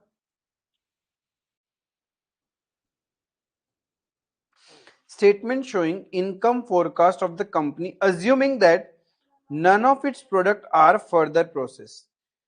ठीक है जी, लेकिन ये सब बनाने के पहले मुझे जॉइंट कॉस्ट को अपोर्शन करना पड़ेगा एनआरवी के रेशियो में. एनआरवी कितना आ रहा है?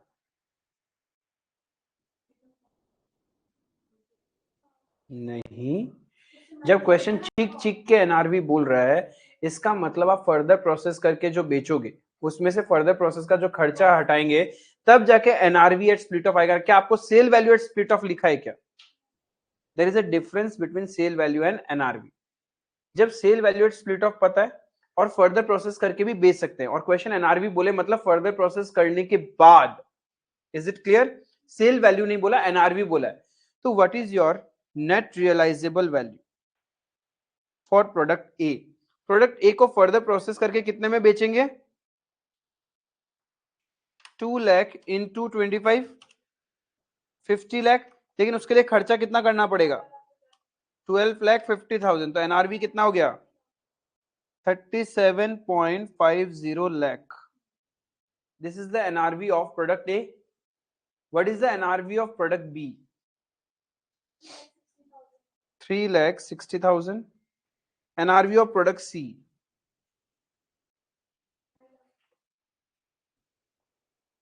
Product D. Yes, 2 लाख. उतना ही होगा जो sale value at split off है, वही उसका एनआरवी हो जाएगा. फिर उसको आप फर्दर प्रोसेस कर नहीं सकते. प्रोडक्ट ई,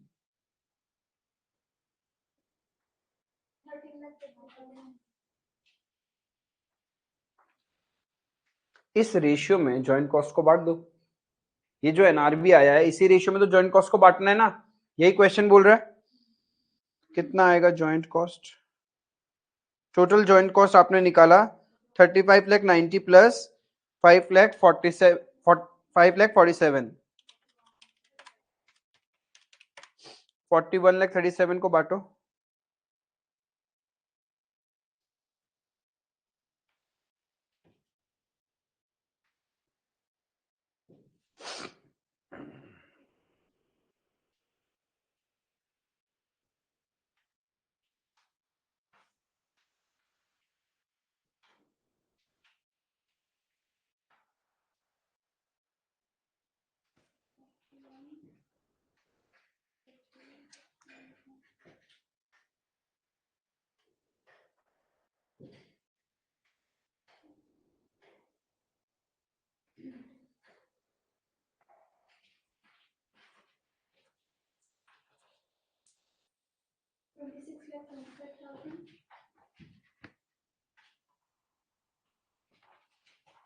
$26.25 लाख. ठीक है.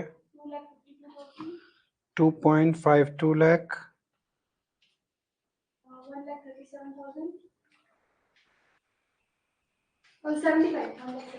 1.75 lakh.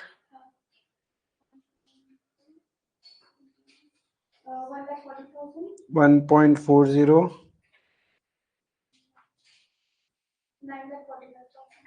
9,45,000. Apportionment of joint cost हो गया. आई बात समझ में? अब पहला क्वेश्चन क्या पूछा आपसे? इनकम फोरकास्ट बताओ कंपनी का assuming none of its product are to be further processed. अच्छा, इफ फर्दर प्रोसेस नहीं करोगे A B C D E, sale value कितना होगा? 2 लाख इंटू 17, 34 लाख. उसका 30,000 इंटू 13, 3,90,000. फिर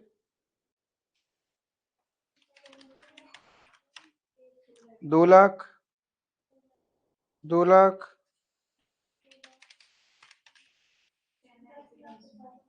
ये सेल वैल्यू होगा माइनस इनकम मांगा है ना, कॉस्ट, जॉइंट कॉस्ट 26.25,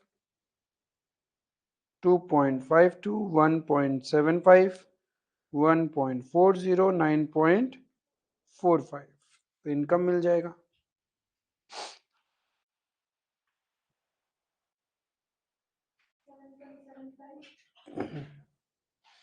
जो भी आ रहा है ये इंडिविजुअल प्रोडक्ट का क्या मिल रहा है आपको,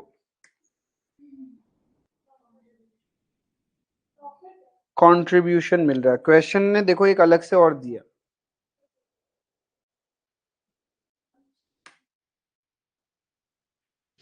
अब ये जॉइंट कॉस्ट जो है ये तो वेरिएबल ही होगा, अज्यूम कर सकते थे, राइट। तो आप इस फिक्स कॉस्ट को ऑन द बेसिस ऑफ क्या कर सकते हो, टोटल कंट्रीब्यूशन बांट सकते हो, वरना टोटल बेसिस पे भी माइनस कर दो तो बात एक ही आएगा। तो यहाँ पे आपका कंट्रीब्यूशन कितना आया, 7 पॉइंट, फिर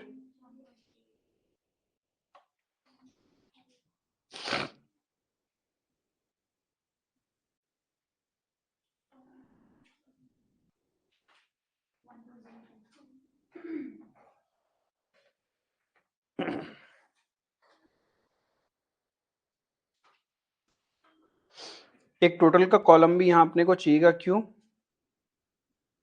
फिक्स कॉस्ट के लिए, क्योंकि क्वेश्चन ने क्या मांगा, income forecast of the company, not product wise.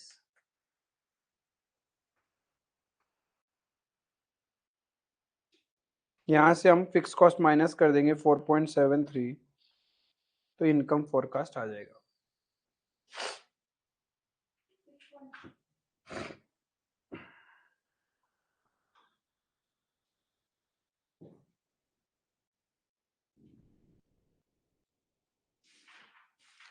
Clear है।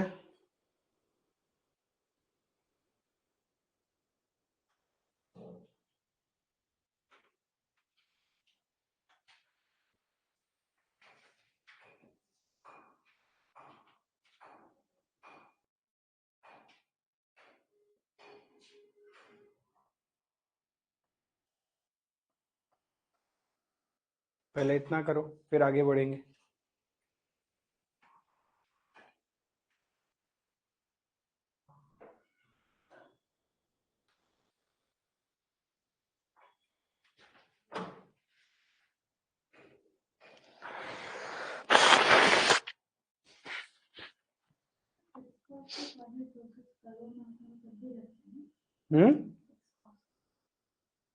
फिक्स कॉस्ट तो फिक्स है, प्रोडक्ट से क्या लेना देना।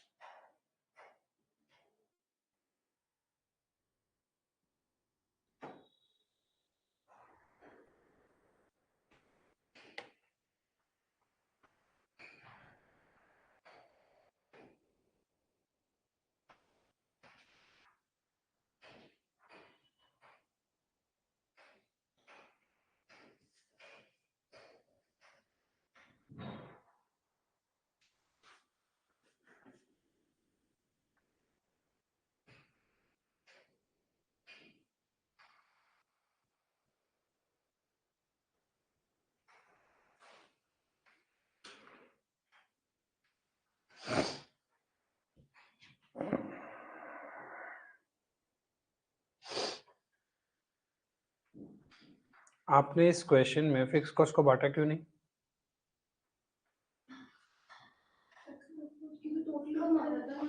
क्योंकि क्वेश्चन में कंट्रीब्यूशन मार्जिन मेथड नहीं था। कंट्रीब्यूशन मार्जिन मेथड होता है तो जॉइंट कॉस्ट में से कुछ पार्ट वेरिएबल होता है और कुछ फिक्स होता है, ये अलग से फिक्स कॉस्ट है। जॉइंट कॉस्ट में कोई भी फिक्स और वेरिएबल नहीं है, उसके बाद का फिक्स कॉस्ट अलग से दे रखा है, ठीक है, कोई सेग्रीगेशन नहीं था। जॉइंट कॉस्ट के अंदर यदि आपका वेरिएबल और फिक्स होता है और क्वेश्चन कंट्रीब्यूशन मार्जिन मेथड बोलता तब फिर वैसे करते। क्लियर है? यहाँ ऐसा कुछ था नहीं, यहाँ बोल दिया फिजिकल वॉल्यूम पे जॉइंट कॉस्ट को बांटो and we assume joint cost covered till the split off point certain of my variable and fixed. तो अब अलग से आप फिक्स कॉस्ट को कैसे बांटोगे, कोई बताया ही नहीं है, इसलिए टोटल बेसिस पे हमने लिया। ठीक है,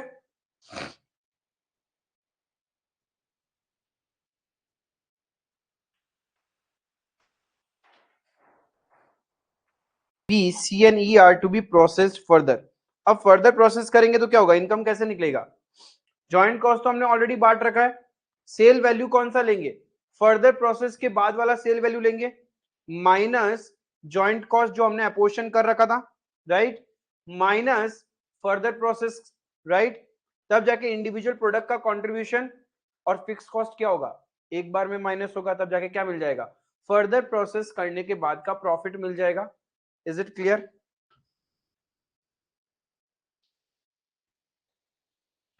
तो बहुत इजी सा है।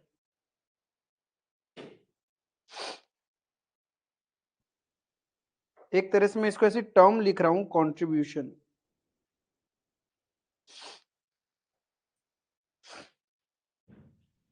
या फिर आप ग्रॉस प्रॉफिट भी बोल सकते हैं इसको, इंडिविजुअल प्रोडक्ट का।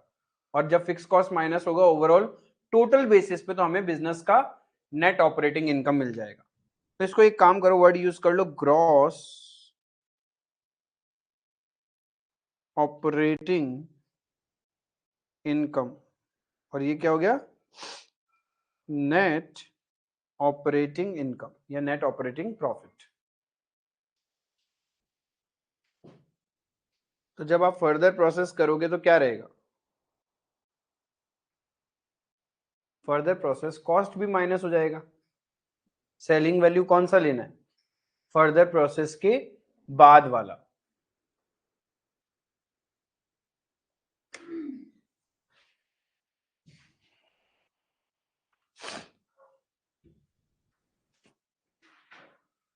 Can you suggest any other production plan whereby the company can maximize its profit? If yes, then submit a statement showing income forecast arising out of adoption of that plan.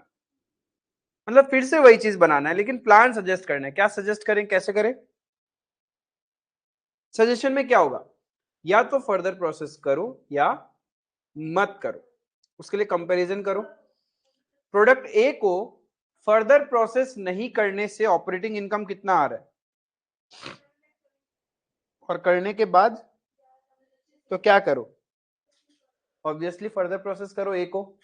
और B को नहीं करने से 138 और करने से 1,08,000, तो B को क्या करो, फर्दर प्रोसेस मत करो। सी को फर्दर प्रोसेस करो, और डी का तो सवाल ही नहीं है फर्दर प्रोसेस का, तो उसको तो वहीं बेचना पड़ेगा, डी का फर्दर प्रोसेस होता ही नहीं है। ई करना चाहिए, फर्दर प्रोसेस नहीं करोगे तो 1,05,000 और करने के बाद 4,05,000, तो सजेशन क्या रहेगा आपका, further process product A C and E, whereas product B should not be further process. इस सजेशन के साथ फिर से आप स्टेटमेंट बनाओगे जहां पे प्रोडक्ट ए सी और ई का सेल वैल्यू लोगे आफ्टर फर्दर प्रोसेस का, और whereas product B and D का सेल वैल्यू लोगे एट स्प्लिट ऑफ पॉइंट का। एंड जॉइंट कॉस्ट तो ऑलरेडी हमने अपोर्शन कर रखा है, वो माइनस हो जाएगा। ए सी एंड ई में से फर्दर कॉस्ट माइनस होगा, वेर एज बी और डी का कोई फर्दर प्रोसेस कॉस्ट होगा ही नहीं, और फिक्स कॉस्ट तो फिक्स कॉस्ट ही रहेगा। आई बात समझ में? हाँ मैं समझ जाऊंगी, ऐसा क्यों करता है इन लोग, काश कॉपी पेस्ट का पावर होता।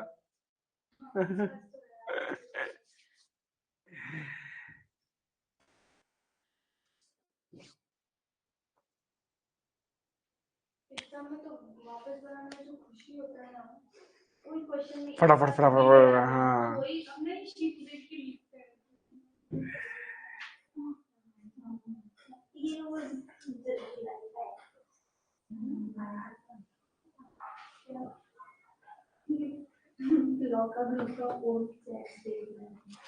समझ में आया? होमवर्क कुछ नहीं दे रहा हूँ, इतना ही अच्छे से देख लेना, रिवाइज कर लेना, ताकि नेक्स्ट क्लास में अपन इससे आगे के क्वेश्चंस जितने भी प्रैक्टिकल बचे, कितने बचे होंगे, 4 प्रैक्टिकल क्वेश्चंस है, वो कवर अप कर लेंगे and then will see compiler के क्वेश्चंस। ठीक है? That's all for today, thank you.